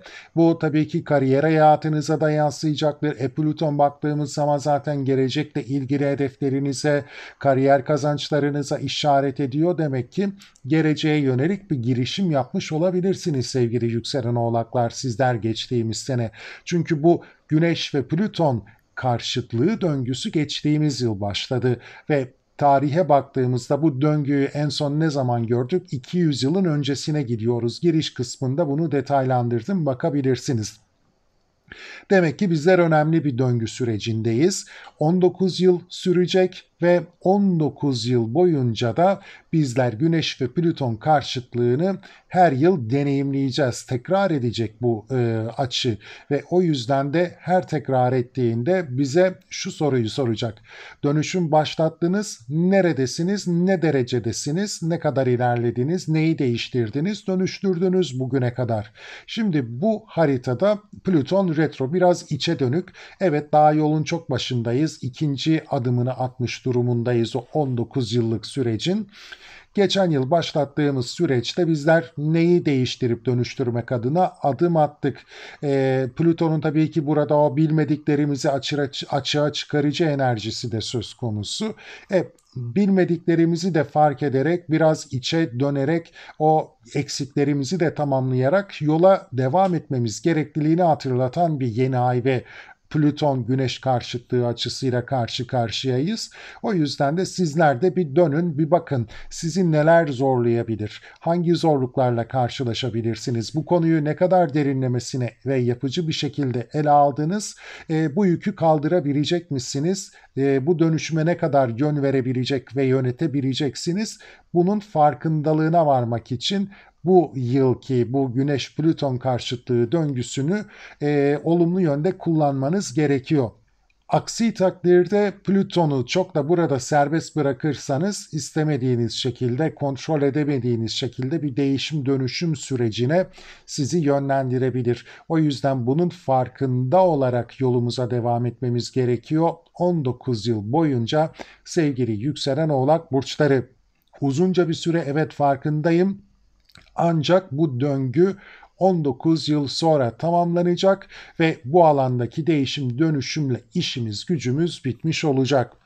Şimdi destekleyici bir yeni ay dedik. Peki neden? Çünkü Neptünle Güneş'in ve yeni ayın arasında net bir üçgen açımız var. Güneş ve Neptün'ün bu üçgen açısı bizi oldukça destekliyor. Krizleri aşmak için, problemleri aşmak için, maddi konularda yine önümüzü görebilmemiz için bizi oldukça destekleyecek. Satürn ve Neptün baktığımızda 4. evinizde, demek ki evle, emlakla, barınmayla ilgili konularda yeni bir süreç başlatmışsanız, özellikle Satürn-Neptün Koç burcuna geçiş döneminde veya Satürn'ün balık sürecinde sizler yeni bir yapılanma sürecine de girmişseniz hali hazırda ve Koç döneminde de devam ettiriyorsanız, bu yönde önünüzü açacak, önünüzü çok daha net görebileceğiniz, belki de bir vizyon, bir yol haritası belirleyebileceğiniz güzel bir enerji açığa çıkıyor. Sizi gerçekten de rahatlatacak güzel bir enerjiden bahsedebiliriz burada.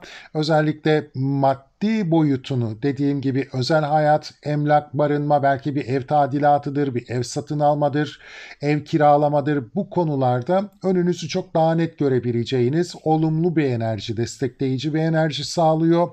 Öte yandan yine Plüton burada da devreye giriyor. Çünkü Plüton da yine Neptün'le bir 60'lık açı gerçekleştiriyor ve yine 2-4 ev aksında tamamen ev, emlak, özel hayat ve bu hayatın maddi sorumlulukları temelinde dönüştürücü, güzel, sorumluluklarımızın bilincinde yeni bir adım atmamızı destekleyen bir yeni ay enerjisi. Mutlaka değerlendirin derim. Plüton destekliyor, Satürn destekliyor, Neptün destekliyor. Daha ne olsun, önünüzü çok daha net görebileceğiniz, hedefinizi çok daha net belirleyebileceğiniz, değişim dönüşüme açık konularda da yine çok daha rahat hareket edebileceğiniz güzel bir yeni ay enerjisi gökyüzünde.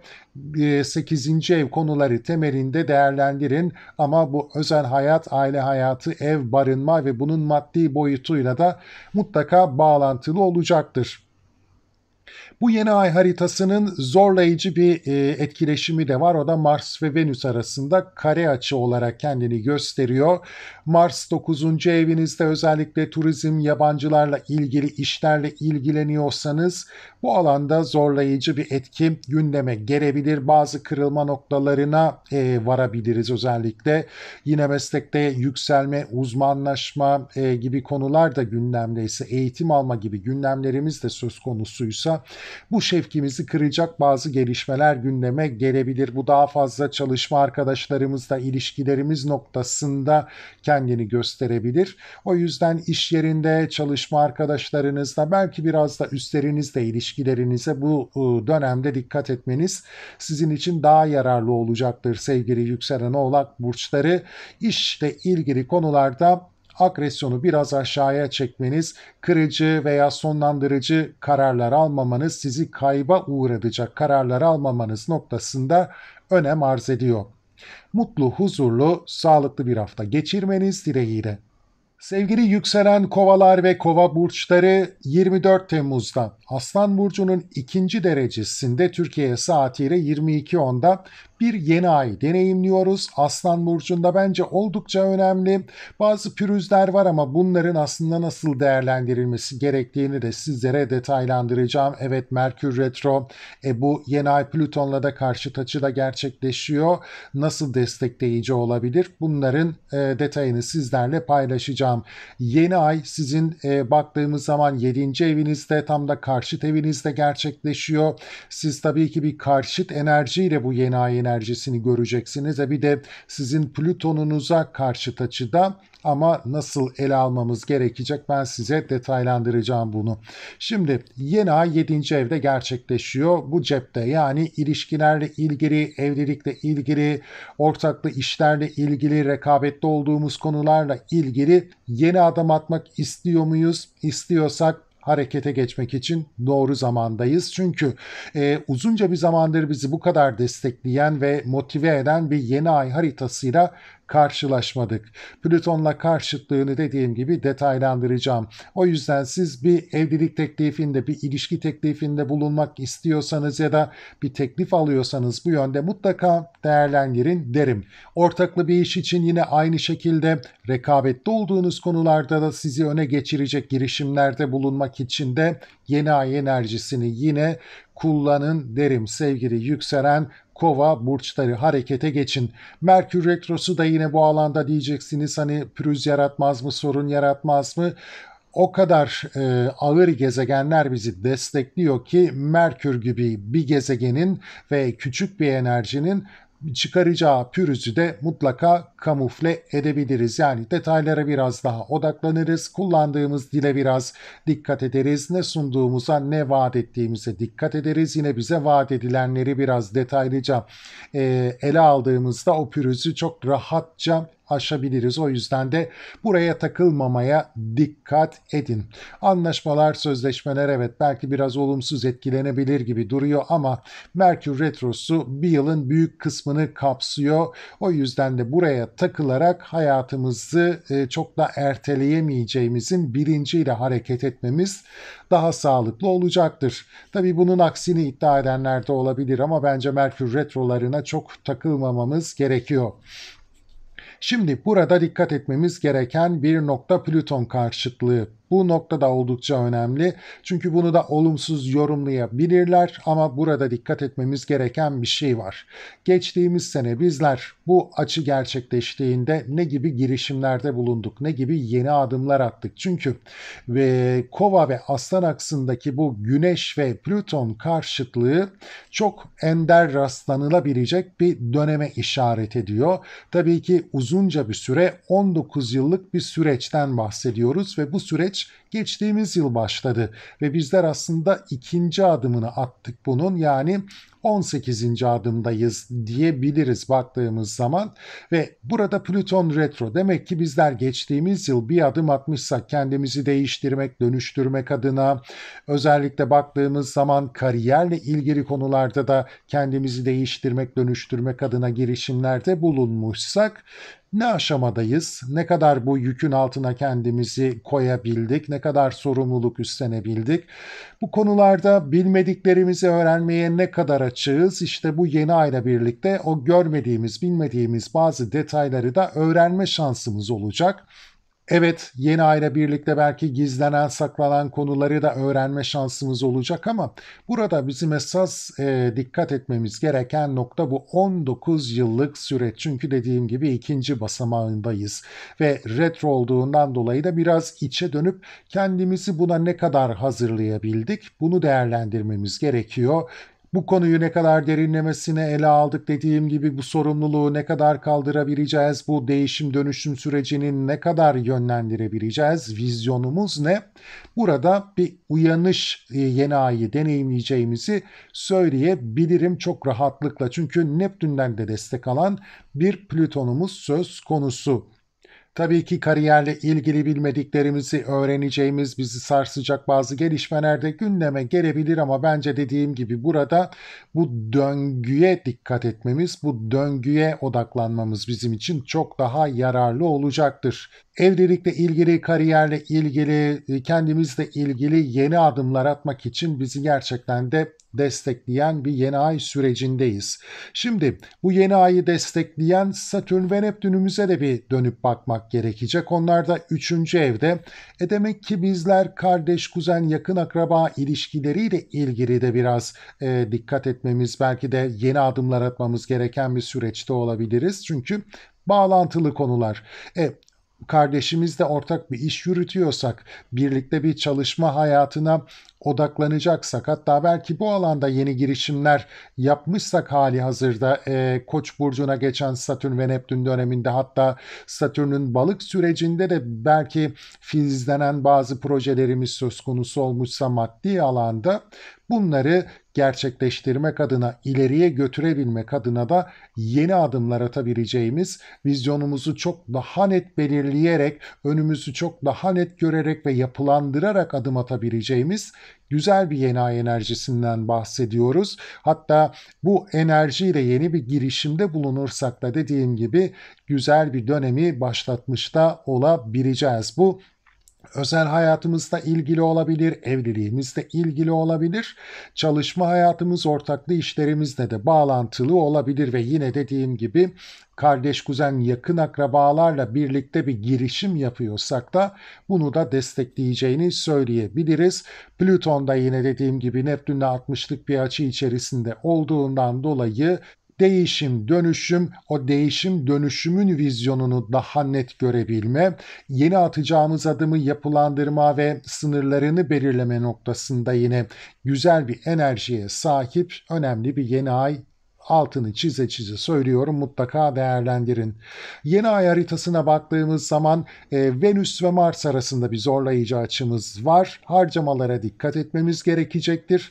Beklenmedik ödemeler, borçlar gündeme gelebilir, masraflar gündeme gelebilir.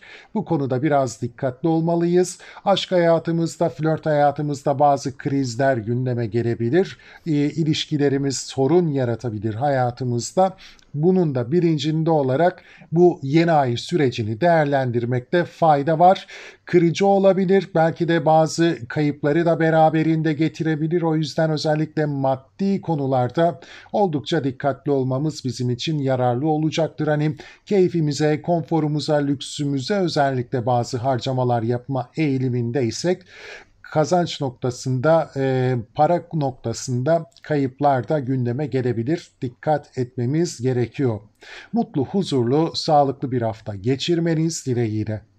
Sevgili yükselen balıklar ve balık burçları, 24 Temmuz'da Aslan Burcu'nun 2. derecesinde Türkiye saatiyle 22.10'da bir yeni ay deneyimliyoruz. Oldukça önemli bir yeni ay, çünkü diğer burçlarda da belirttiğim gibi uzunca bir süredir bizi bu kadar destekleyen, motive eden ve harekete geçmek için aslında yönlendiren bir yeni ay haritasına sahip değildik. Uzunca bir süre yeni ay haritaları zorlayıcı açılara sahiptiler ve bizler bile bu dönemlerde sizlere yeni başlangıçlar yapmak için telkin vermekten geri durduk. O yüzden de bence bu yeni ay, Aslan yeni ay haritasını, enerjisini kullanarak yeni girişimlerde bulunmanız oldukça önemli olacak. Sizi destekleyecek, belki de uzun vadede size avantaj da getirecek diyebiliriz. Detaylarını paylaşacağım. Baktığımız zaman bu yeni ay sizin 6. evinize işaret ediyor. Yani sağlık, gündelik sorumluluklar, gündelik rutin, çalışma hayatımızla ilgili konular, bu alanlarda bizi destekleyecek yeni girişimler yapmak adına. Demek ki tüm bu konularla ilgili özellikle problemler de varsa bu alanlarda çözüme ulaştırmak adına harekete geçmek, belki de yeni bir vizyon belirleyerek ya da mevcut vizyonumuzu revize ederek yola çıkmak için güzel bir dönemde olabiliriz. Şimdi Merkür'de retro, hani yeni başlangıçlar yapmak ne kadar iyi olabilir diye düşünenler de olacaktır. Yani gökyüzüne baktığımızda bu kadar ağır gezegenlerin desteklediği bir yeni ay söz konusu.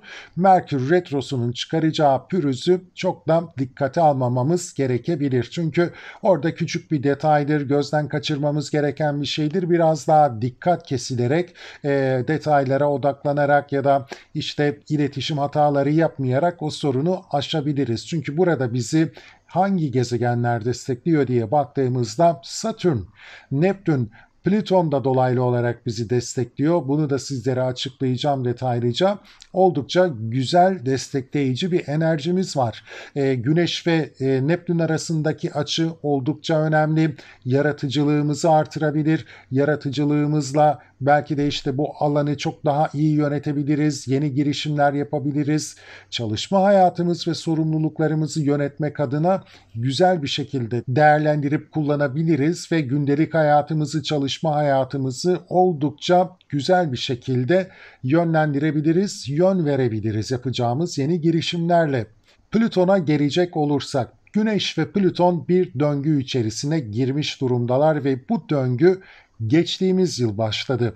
Yani bizler özellikle geçtiğimiz yıl yeni girişimler yapmışsak, yeni başlangıçlar yapmışsak bunlarla bağlantılı zaten 19 yıllık bir süreci de başlatmış bulunuyoruz. Özellikle de Plüton'un sizin 12. evinizde ilerlediğini düşünürsek, sizler belki de kontrol edemediğiniz konular, kendinizle ilgili, gölge yanlarınızla ilgili, manevi değerlerinizle ilgili bir değişim dönüşüm süreci başlatmış olabilirsiniz sevgili yükselen balıklar. Şimdi Plüton'un neyi temsil ettiğine de bakarsak, kariyerde yükselme, uzmanlaşma, belki de yine kariyerle ilgili konularda yeni girişimler yapma, yurt dışıyla bağlantılı konular, sosyal medya girişimleri gibi alanlarda aslında değişim, dönüşüm enerjisini kullanmışsanız, bir başlangıç yapmışsanız bu 19 yıl sürecek bir sürece işaret ediyor.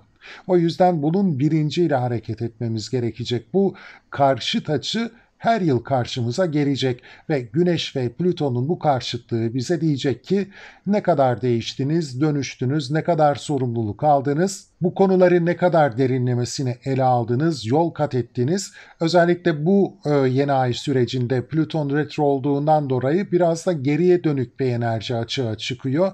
Yani işte o sorgulama sürecini size yaşatacak. Geçen sene bir yola çıktınız. Ne kadar hazırsınız? Bilmedikleriniz var mı? Bilmediklerinizi zaten açığa çıkaracak bir enerji gibi duruyor. O yüzden de bunlarla yüzleşmenizi ve o eksiklerinizi tamamlama enerjisini de tetikleyecek gibi duruyor.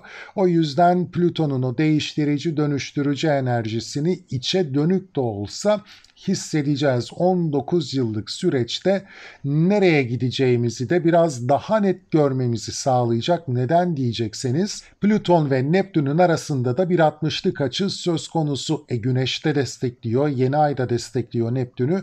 Demek ki bizler önümüzdeki uzunca bir süre gideceğimiz yolu çok daha net belirleyebileceğiz açıkçası. Özellikle iç dünyamızda, kontrol edemediğimiz konularda, kariyerde yükselmeyle bağlantılı konularda, uzmanlaşmakla ilgili konularda, belki yaşam felsefemiz, inançlarımızla ilgili konularda önümüzde çok daha net bir rota çizebileceğiz.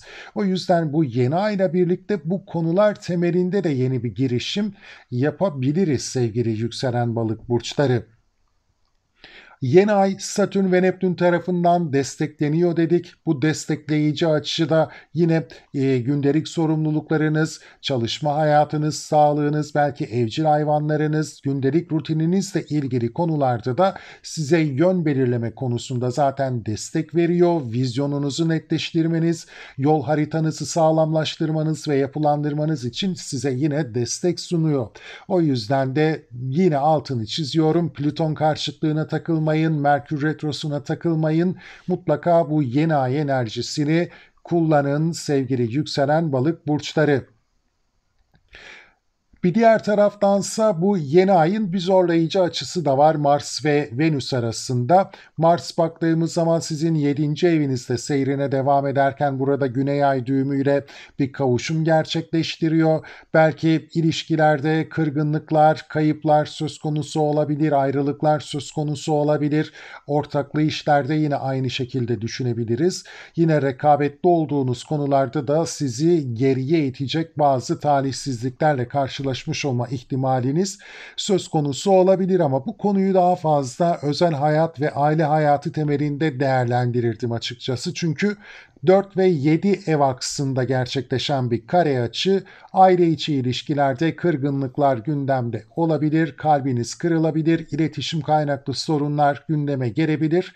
Agresyonu biraz kontrol altında tutmak ilişkilerde kırgınlıklar ve kayıpları önleyebilir. Önemli ve sert bir açı, mutlaka dediğim gibi doğru kontrol edilmesi gerekecek bir süreçten bahsedebiliriz. Yeni ay sürecinde aile ilişkileri, evlilik ve ilişkiler açısından mutlu, huzurlu, sağlıklı bir hafta geçirmeniz dileğiyle.